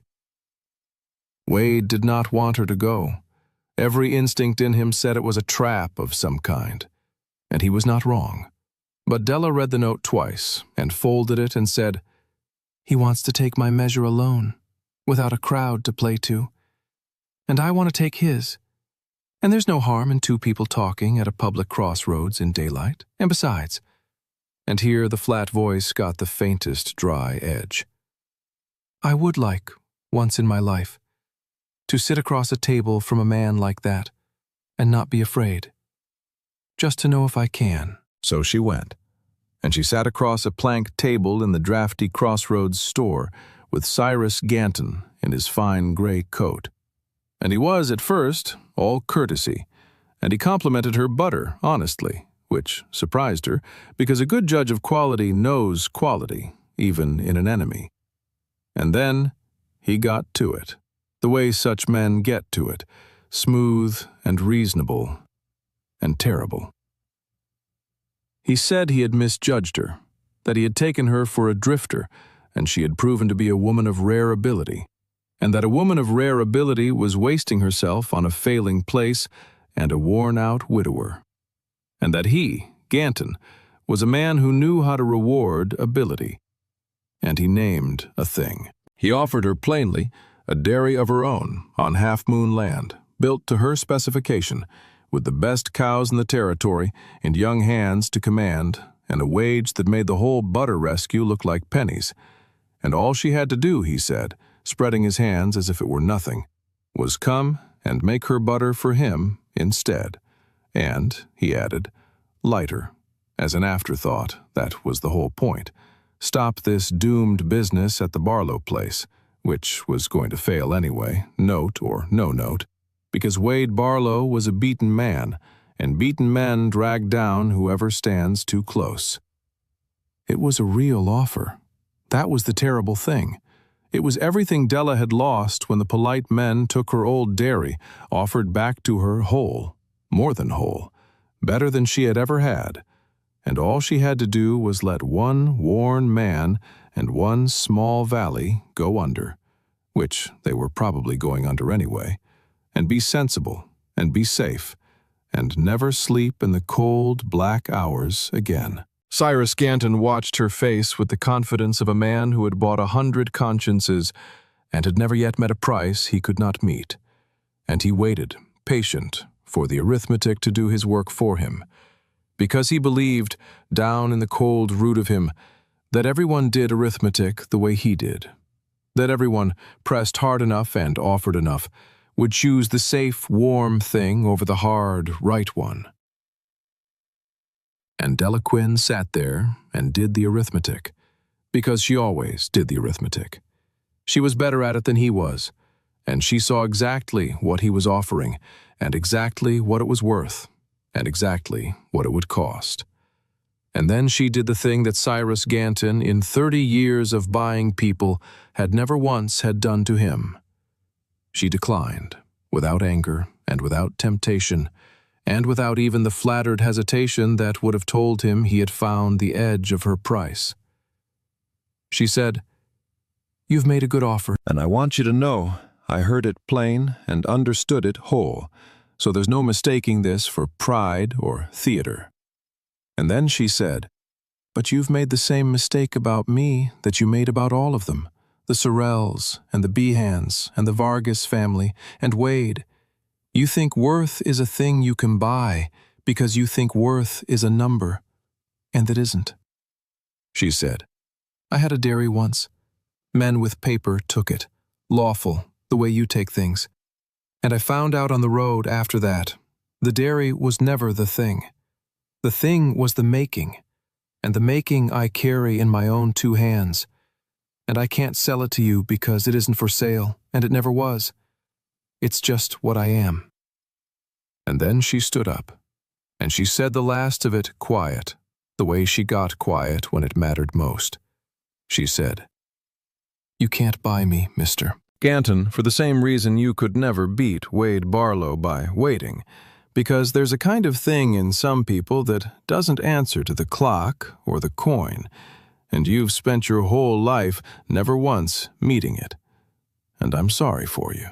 I truly am, because it means you've never once known what the rest of us are actually rich in." And she left him sitting there, and Cyrus Ganton, alone at the plank table, felt for the first time in 3 decades the cold suspicion that he had built his entire life on a misunderstanding. And he did not like the feeling. And he rode home and decided, in his cold way, that if the woman could not be bought, she would have to be broken in public. And that is how the trap at the market came to be set the way it was set. Della told Wade all of it that night, plain. And when she got to the part about the dairy of her own, the best in the territory, she watched his face carefully, because she was not above wanting him to know what she had turned down for the sake of his valley. And Wade Barlow listens to the whole thing without a word. And when she was done, he was quiet a long time. And then he said, rough, "You should have taken it." And Della's heart dropped until he finished it, until he looked up at her with something breaking open in his worn face and said, "You should have taken it. It was more than I could ever give you.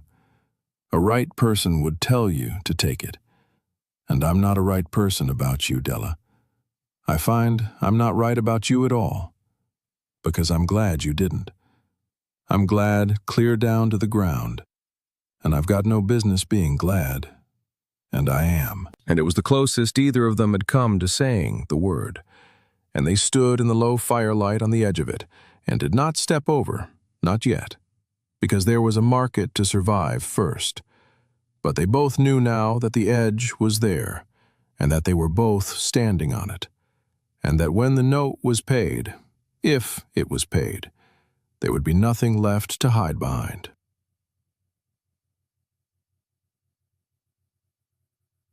Meanwhile, the Vargas family, down on the south bench, watched the butter runs go east and come back as coin, and watched a whole valley refuse to lie down.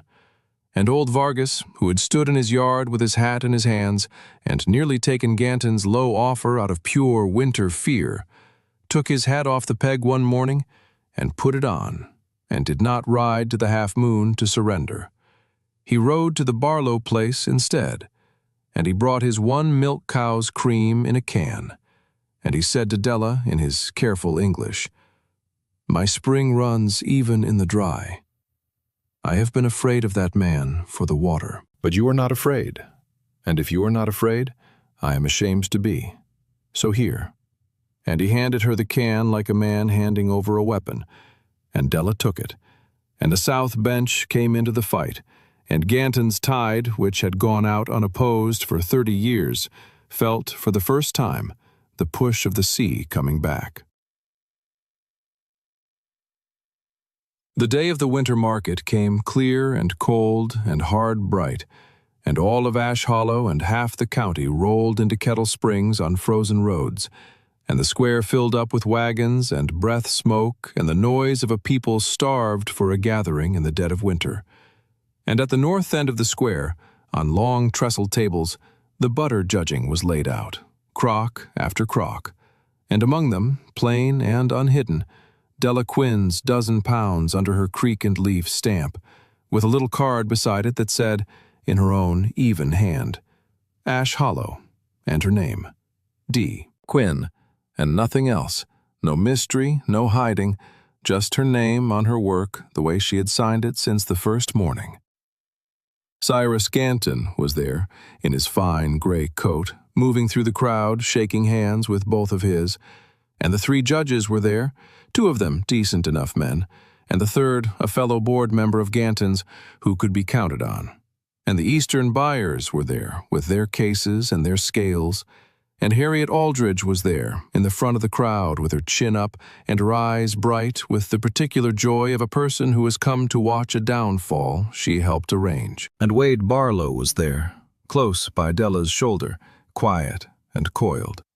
And Boone the dog was there against Wade's leg, and Rufus Nettles and Tom Pierce and the whole rough, loyal crew of the Barlow place were there, spread through the crowd.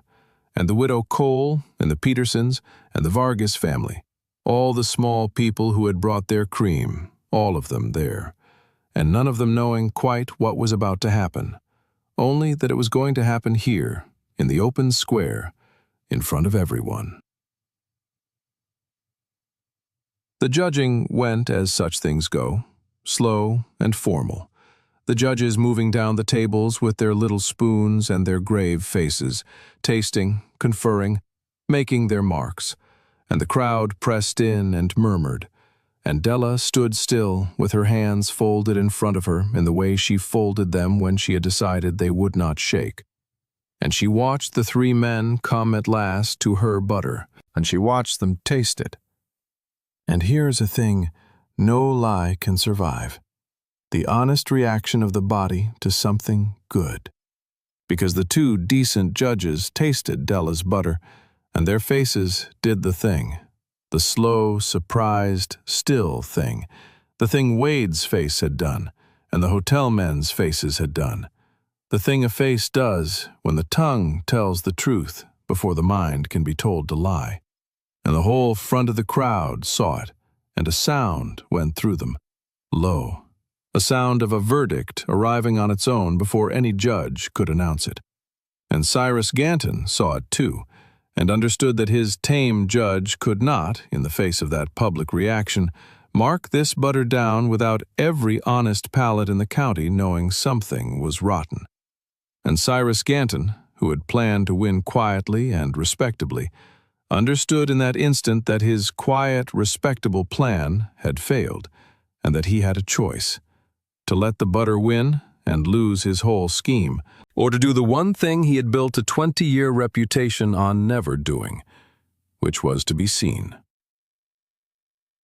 And Cyrus Ganton, cornered, made the mistake that men like him always make, the mistake the whole story had been walking toward, the contemptuous slip, the moment the smooth mask slides, and the thing underneath shows itself in front of everyone. He stepped forward, out of the crowd, into the open space before the tables, and he raised his voice, which no one in that county had ever heard him do, and he said the words I told you at the very beginning, the words this whole story hangs from.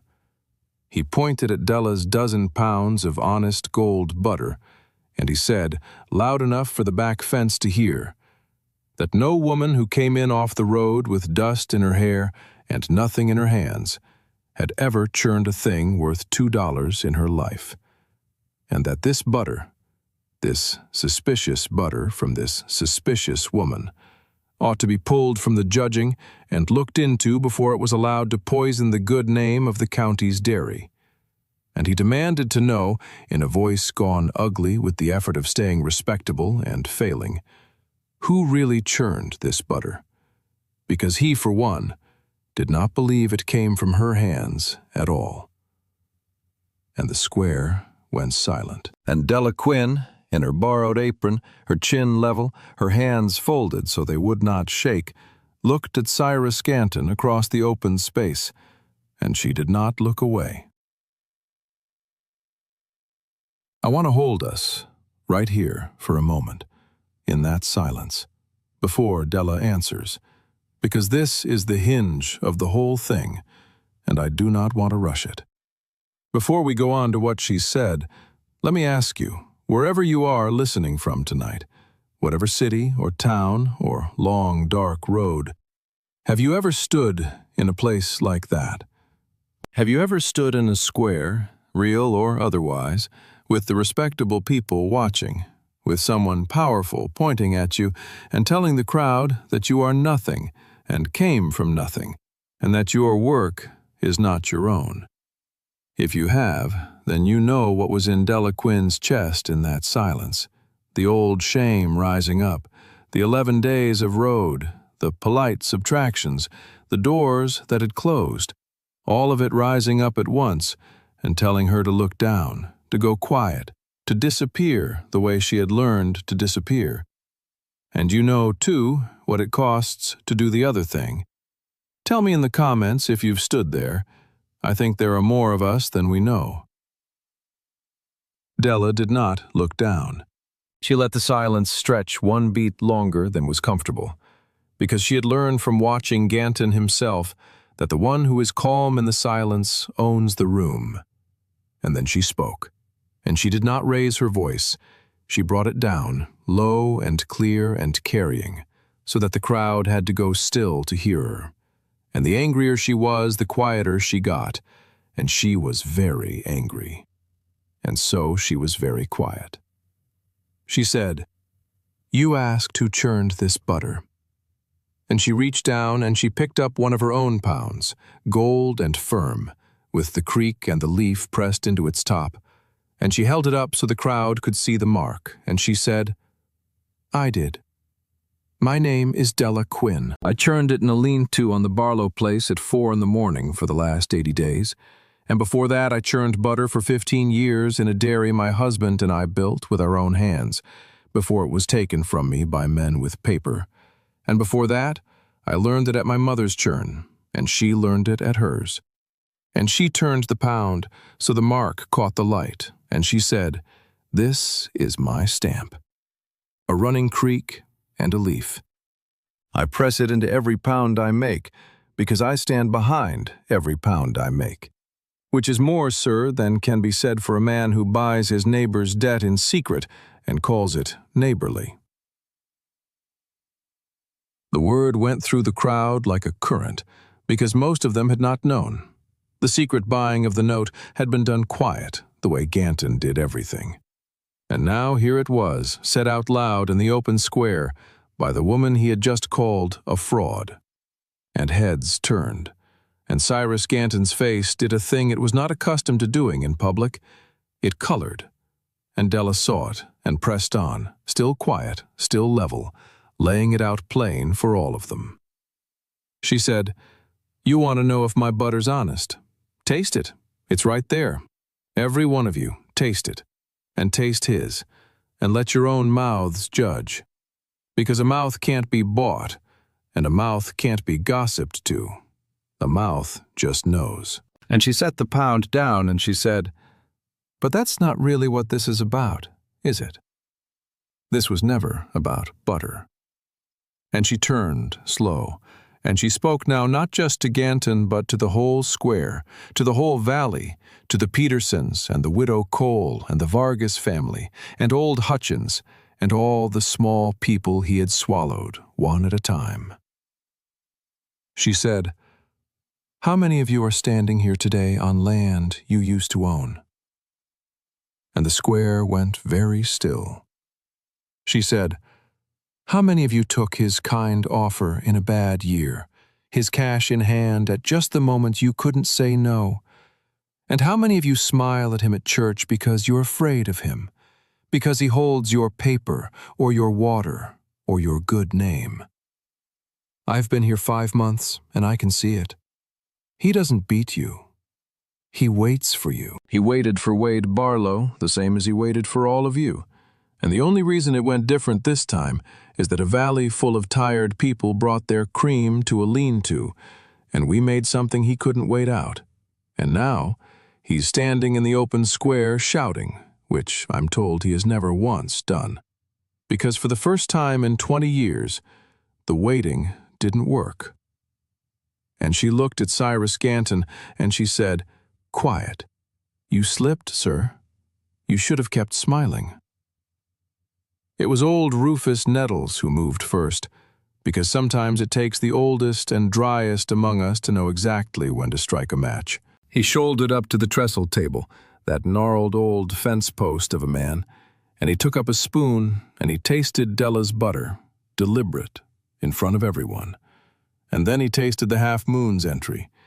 And then he turned around to the whole square, and he delivered the longest speech anyone had heard him give in 30 years, which was to point at Della's pound and say one word, "This," and then point at Ganton's and say one word, "Grease," and then sit back down. And the crowd broke. It broke the way a spring creek breaks its ice, all at once, with a crack and a rush. Laughter first at the old man's verdict, and then a surge toward the tables as people took up spoons and tasted for themselves. And the truth traveled mouth to mouth faster than any gossip Harriet Aldridge had ever started. Because Della was right. A mouth cannot be lied to. And every mouth in that square told its owner the same plain thing, that the woman's butter was the finest they had ever tasted, and the rich man's was ordinary. And the certificate did not need to be announced because the crowd had already awarded it loud with their own tongues.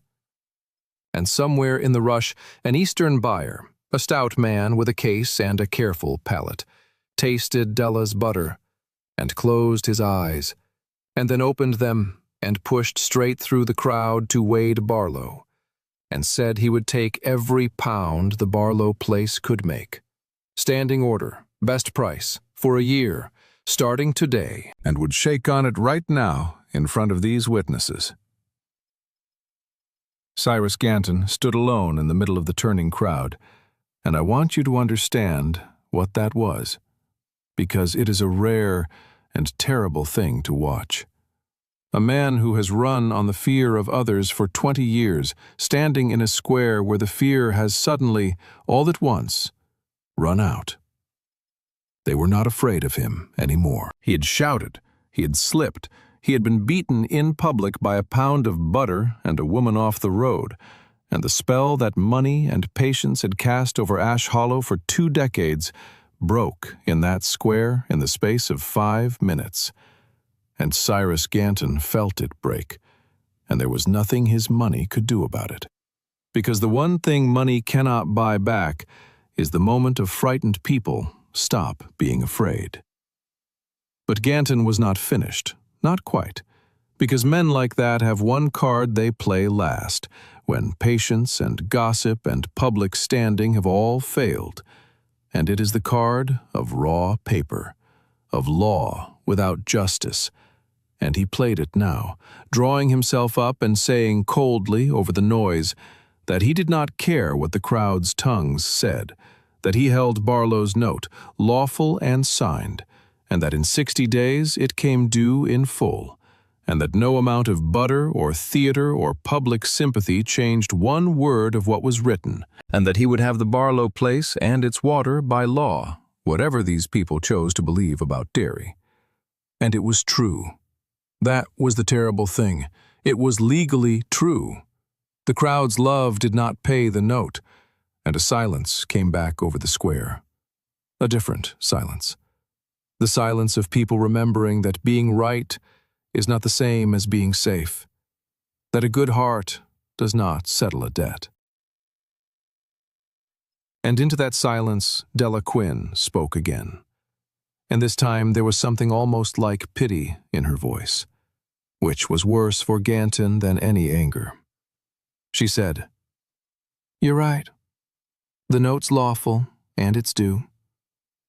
And she reached into the pocket of her borrowed apron, and she brought out a folded paper of her own, and she held it up, and she said, "So we're going to pay it." And Wade Barlow stepped forward beside her, and the stout Eastern buyer stepped forward on the other side, and Della unfolded her paper, which was her account book's summing, every pound of butter sold east all winter, every dollar earned by the whole valley's cream and her own cracked hands, and she read out the sum, clear, and it was, to the dollar, with the new standing order counted in.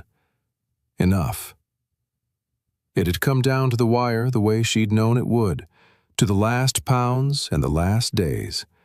But it had come, one turn of the dasher at a time, 10,000 honest turns, and Della Quinn stood in the square where a rich man had just called her nothing, and she read out the proof, in her own even hand, that a valley full of nobodies had made themselves, out of grass and water and patience. Enough. There was a lawyer in Kettle Springs, a dry, precise man named Fenn who had done Wade's father's papers before him, and he was there in the crowd, and he came forward now, because a moment like that draws honest men the way it repels false ones, and he examined Della's summing and the buyer's written order, and he said, loud enough for the board and the crowd and Ganton to hear, that the funds were sufficient and verifiable, and that he would himself carry the payment to satisfy the note in full on the Barlow place within the hour, and that once satisfied, the note was discharged, and the water rights and the land stayed exactly where they had been, in Wade Barlow's hands, and that there was not one thing in law that Cyrus Ganton could do about it. And Mr. Fenn said that last part with a small, dry satisfaction that told the whole square he had been waiting a long time to say it to this particular man. And Cyrus Ganton looked around the square, at the tasting crowd and the Eastern buyer and the dry, smiling lawyer and the woman with her account book and the tall, quiet rancher beside her, and the old man who had called his butter grease, and the dog, and the loyal hands, and the small ranchers he had swallowed now standing up straight for the first time in years. And he understood, finally and completely, that he had lost, and that he had lost in the one way a man like him can never recover from, which is publicly, and by his own slipped hand. He did not rage. The rage had been his mistake, and he knew it now. He put his mask back on, too late, and he tipped his hat, and he said something about how there were other seasons and other valleys, and he turned and walked out of the square through a crowd that parted for him not out of fear anymore, but out of the plain distaste people feel for a thing that has shown itself. And he got on his fine horse, and he rode north toward the half-moon, and Ash Hollow, though it did not know it yet, had seen the high tide of Cyrus Ganton, and would watch it go out slow over the years that followed, as one after another the small people he had cheated found, in the memory of that day in the square, the courage to stand up to him, until the half-moon was just a big ranch with a lonely man on it, and not a hand around the throat of the valley anymore.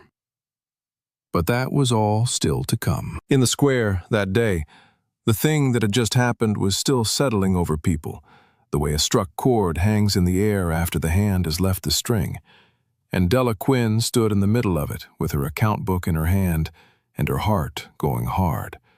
And she realized, all at once, that she did not know what came next. Because here is the thing the story had not settled, the thing under all the butter and the paper and the public stand, the thing Della had been holding at arm's length since the first evening she took a heavy pot out of a boy's hands. The note was paid. The ranch was saved. The one winter she had agreed to was nearly over, and spring was coming up the valley, and she was, by the plain terms of the arrangement, free to walk off come spring, free as any hired hand, the way Wade had promised her that first morning. No strings. None. She had done what she came to do, and more. She had saved the place. And now there was nothing needing her. And Della Quinn, who had spent her whole life being needed, stood in the emptying square and felt the old cold fear that being needed had at least been a reason to stay. And now even that was gone. And if Wade Barlow only needed a cook and a churn, then the cook and the churn were provided. The valley could make its own butter now, she had seen to that, and there was no reason on God's earth for her to remain, except the one reason she had never in her life been given, which was that somebody might simply want her to. She could not ask for that. A person who has been subtracted down to nothing does not know how to ask to be wanted, cannot form the words, because the asking exposes the wanting, and the wanting is the softest, most killable thing a guarded heart contains. So she folded her account book, and she stood there, and she began, already, out of pure old habit, to build the wall, to tell herself it had been a good winter and a good thing done, and that spring was a fine time to move on, to reach for the churn dasher of her leaving the way she'd reached for it in a dozen doorways. But Wade Barlow had learned something that winter, too. He had learned it watching her organize the valley and stand in the square and read out the sum that saved his life. And what he had learned was that a man who has already lost the person he loved once to death does not get to also lose the person he loves the second time to silence, to pride, to the 4-year-old habit of not saying the thing. Because death you cannot help, but silence you can. And he had decided, somewhere between the tasting and the paying, that whatever else he was too worn and too quiet to do, he was not going to let Della Quinn walk out of Ash Hollow in the spring, because neither of them could find the nerve to speak. So there in the thinning square, with the crowd breaking up around them and the buyer waiting, and Mr. Fenn folding his papers, and Boone leaning warm against his leg, Wade Barlow, who never spent words cheaply, got ready to spend the most expensive ones he owned. He took off his hat, the third time in this whole story he took off his hat to her, and he turned to Della, and he saw the wall already going up behind her eyes, saw her already leaving, and he understood he had one moment, and no more. He said her name. Just her name, Della, plain, and it stopped her, because he had never once said it like that, soft, like a thing he was holding careful. And then Wade Barlow, in the middle of the Kettle Springs square with half the county still milling around them, said the words he had been 4 years and 1 hard winter learning how to say. He said, "The note's paid, and the winter's done. And I gave you my word you could walk off free come spring, no strings. And I meant it, and I'll hold to it. So hear me that this is not me holding you to anything." And he stopped, and his throat worked, and Boone looked up at him, and he made himself go on. He said, "But I don't want to cook, Della. The valley can make its own butter now, you saw to that, so I've got no need of you at all, and that's exactly why I can say this clean. I don't need you. I want you. I want you at my table that isn't just a place to refuel a body anymore. I want the sound of the dasher in the morning, and the apple thing that isn't Ellen's. I want your account book and your cracked hands and the way you go quiet when you're angry. I want to be the door you don't have to lock from the inside." And he said, "Stay, not because anybody needs you, because I'm asking." Would you stay? And Della Quinn stood in the square with the spring coming up the valley behind her and the whole guarded architecture of 3 years of walking trembling on its foundation. And she understood that she was being handed the one thing she had never once been offered in her whole hard life, which was not a place because she was useful, and not a roof because she was needed, and not a rescue because she was pitiful, but a choice, freely, to be wanted by a person who did not require her. And she understood that a thing chosen freely is worth more than a thing you are given, or a thing you are forced into, or a thing you settle for because the road behind you is empty. And she found that her eyes were wet, and she let them be, because she had told a whole square full of people that day to let their own mouths judge the truth. And her own heart was judging now, and the verdict was arriving on its own, the way the verdict on the butter had, before her guarded mind could tell it to lie. She thought about 11 days of road. She thought about the door that locked from the inside and the man who had thought to offer it. She thought about a valley that had brought its cream. She thought, this is not the absence of the old grief. The old grief will always be here. This is the other things coming to live in the house alongside it. And she opened her mouth, and what came out was not a speech. Della was done with speeches. What came out was 3 plain words, the plainest and largest words she owned. She said, "I choose this."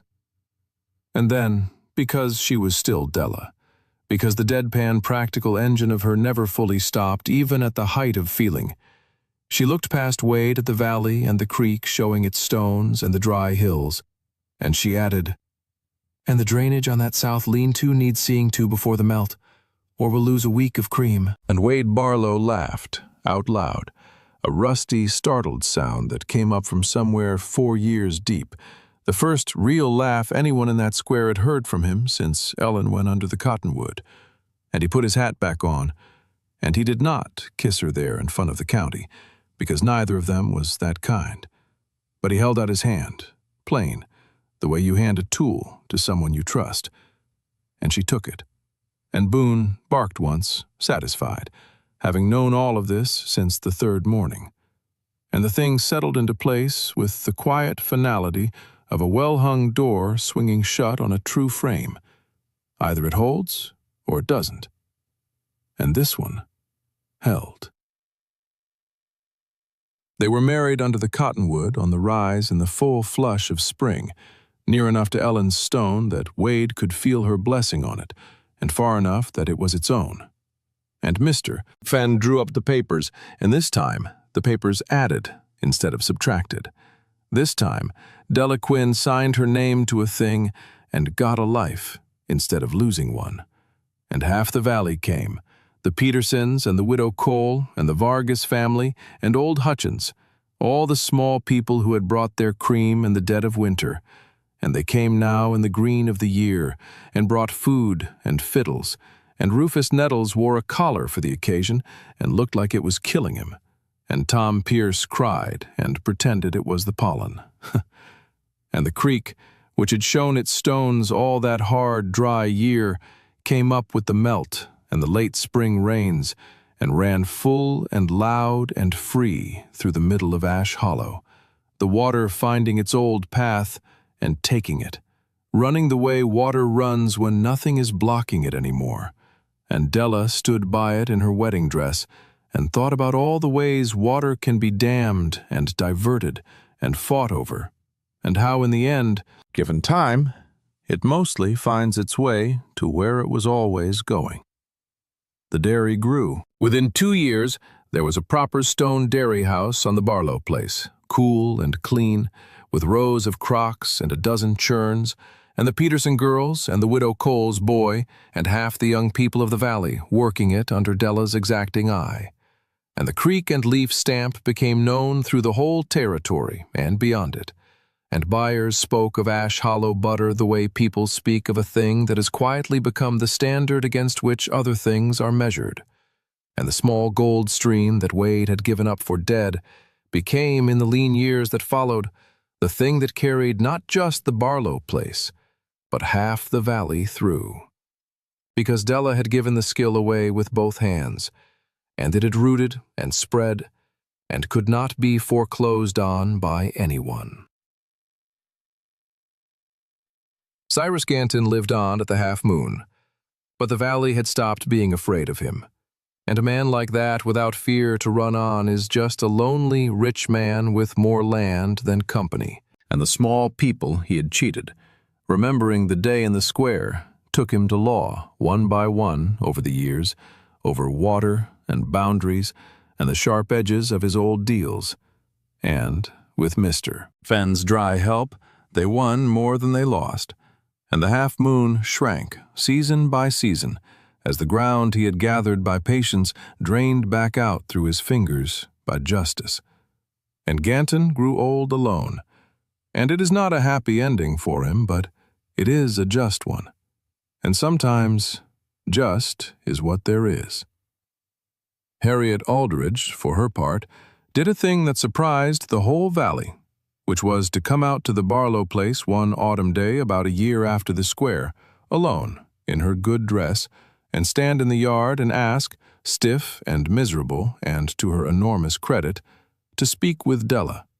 And when Della came out drying her hands, Harriet Aldridge said, all in a rush, like a woman getting a splinter out, that she had said things she had no business saying and started talk she had no call to start, and that she was ashamed of it, and had come to say so, and would not blame Della for shutting the door in her face. And Della Quinn, who knew better than most what it cost a proud person to stand in a yard and say, "I was wrong," did not shut the door. She looked at Harriet Aldridge a long moment, and then she said, "The kettle's on." And that was all. And that was everything. And Harriet Aldridge came in and had coffee at the table that was not just a place to refuel a body anymore, and the two of them found, over the years, a wary respect, and then something near to friendship. Because Della had learned on the road that the people who wrong you and come back to say so are rarer and braver than the people who never wrong you at all. And a valley heals faster when the ones who did the harm are allowed to become the ones who make it right.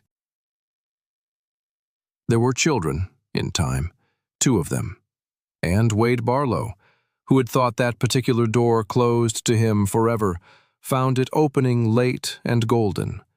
And he was a quiet father the way he was a quiet everything. But the children knew, the way children always know, exactly how much was underneath the quiet. And they grew up in a house full of the sound of the dasher in the morning, and the smell of the apple thing that was not Ellen's, but was by then entirely its own and entirely theirs. And they grew up knowing the story of the winter their mothers saved the valley with butter. Because Rufus Nettles told it to them, embellished every chance he got, until he passed one peaceful winter with his boots off and his belly full.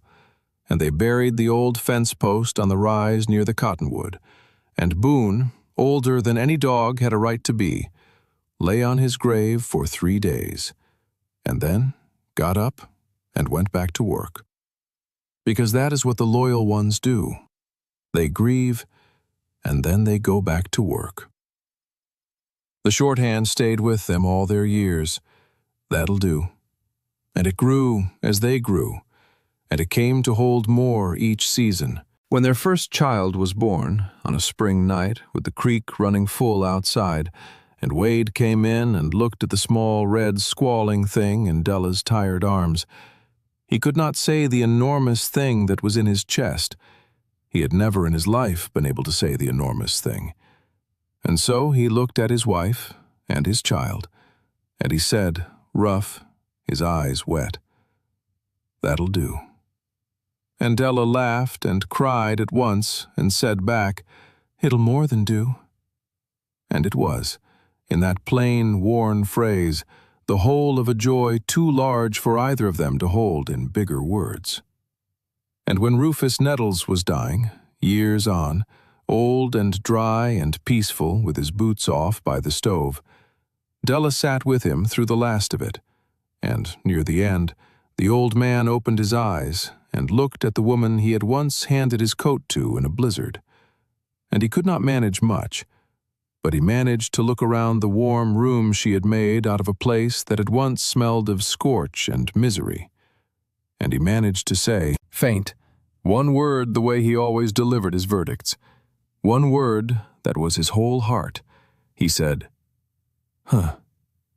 And then, after a breath, the two words he had borrowed from them. "That'll do."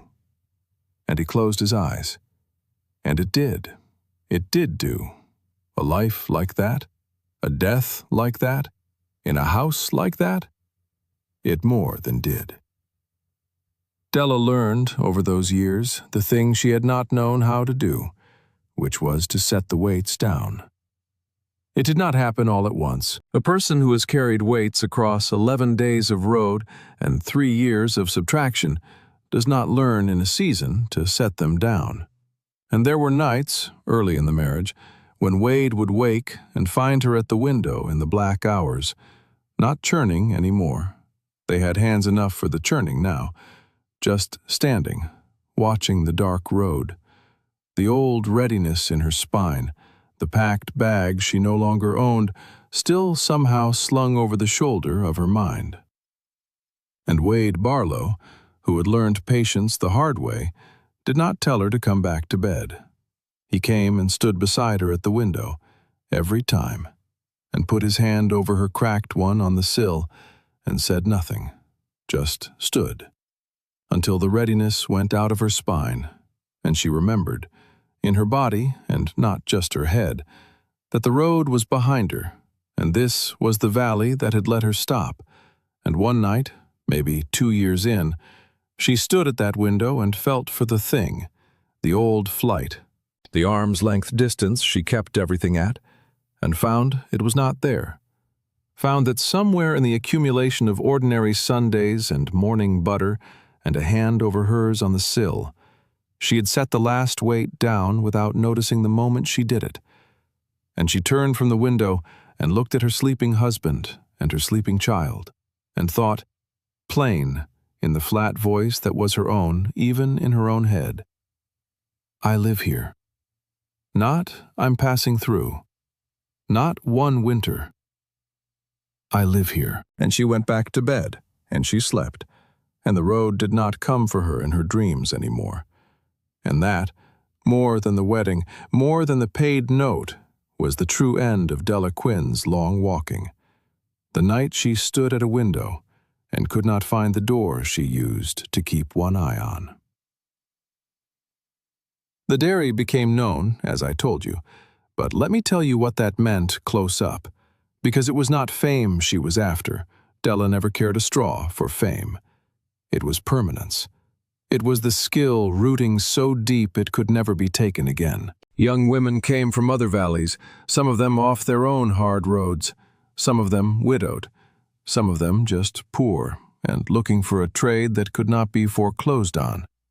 And Della took them in and taught them the whole of it, grass to churn to stamp, and she watched them go back out into the territory carrying the craft in their own 2 hands, and she pressed on each of them before they left the same thing her mother had pressed on her at the churn in a country Della had never seen, which was, sign your work, make your own mark and press it into every pound and stand behind it, because the day comes, and it always comes, when someone powerful tells you your work isn't your own, and on that day, the only answer that holds is a mark you've been pressing your whole life long that says, plain, a person made this, and I am that person, and I stand here. And they carried that out into the world, along with the craft, the mark, and the standing behind it, hand to hand to hand, the way it had always gone,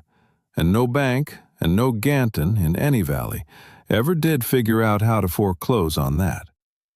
And Della Quinn, who had walked into Ash Hollow off 11 days of road with everything she owned in a gray wool bundle, grew old in it and belonged to it, not owned it, belonged to it, the way she had always said a person belongs to land rather than the other way around. And the creek ran full past the stone dairy, and the light came in gold through the window every morning while she worked, and the coal of guarded hope she had carried in her chest all those hard years, the little ember she had shielded from every wind because she could not afford to have it go out, that coal she was finally, in the long, safe evening of her life, able to set down and let become an open fire, warming a house, warming a table, warming everyone who came in from the cold to sit at it. Now, let me step out of the valley for a moment and sit here with you, wherever you are, in your kitchen or your car or your quiet room with the lamp on, because we have come to the end of it, and I told you at the beginning that this one earns its ending, and I want to give you the ending you stayed for, which is not just what happened to Della, but what it means for you. Here is what I want you to carry out of Ash Hollow. Cyrus Ganton believed, and he was rich and clever, and mostly the world agreed with him, that a person's worth is a number that stronger people assign to you, a note you owe, a price you fetch, a verdict the respectable ones hand down. And a woman off the road, with dust in her hair and nothing in her hands, proved him wrong in front of the whole county, not with a speech and not with luck, but with 10,000 honest turns of a churn in the cold dark before dawn. Your worth is not a number that anyone else gets to assign. It never was. It is the thing you make with your own hands when no one is asking you to, and it is real whether or not the powerful people ever taste it. And one day, in the right season, in the right square, a mouth that cannot be lied to is going to taste what you made, and the truth is going to arrive on its own before anyone can tell it to lie. And here is the other thing, the deeper thing, the thing about the door that locked from the inside. There is a difference between being needed and being wanted. And if you have spent your life being needed, being useful, being the one who fixes the supper and saves the place and never asks for anything, then hear me the way Della needed to hear it. You are allowed to be wanted. You are allowed to be chosen freely, not because you are useful, but because you are you. And a thing chosen freely is worth more than a thing you were given, or forced into, or settled for, because the road behind you looked empty. When someone offers you that, the clean, free choice to belong, do not do what Della almost did. Do not build the wall out of old habit. Do not reach for the dasher of your leaving. Let your own heart judge, and trust the verdict when it arrives. And if it is wet-eyed and afraid, that is not weakness. That is the ember catching. That is grief learning to share the house with other things. That is a person setting down a thing they have carried too long. Grief will not leave. I will not lie to you and tell you it leaves. Wade's did not leave, and Della's did not leave, and yours will not leave. But it learns, in a good house, at a warm table, to make room. And the other things come and live alongside it. The sound of the dasher, and the laugh that comes up from 4 years deep, and the small, warm weight of a dog against your leg. And a life that has both the grief and the other things in it is not a lesser life. It is the fullest life there is. It is the only kind there ever was. So wherever you are tonight, and I do mean you, the one listening in the dark with the lamp on, I want you to do one thing. I want you to think of the churn in your own life, the good thing you know how to make that no one is asking you for, and I want you to make it anyway, in the cold dark before the dawn, and press your own mark into it. your own honest sign that says a person made this and stands behind it. And trust that the road, however long you have been walking it, however many polite subtractions have been signed against you, is carrying you toward a valley where someone is going to taste what you made and ask, quiet, almost afraid of the answer, who churned this? And you are going to be able to look them level in the eye and not look away and say, I did. Thank you for giving me this quiet hour of your evening.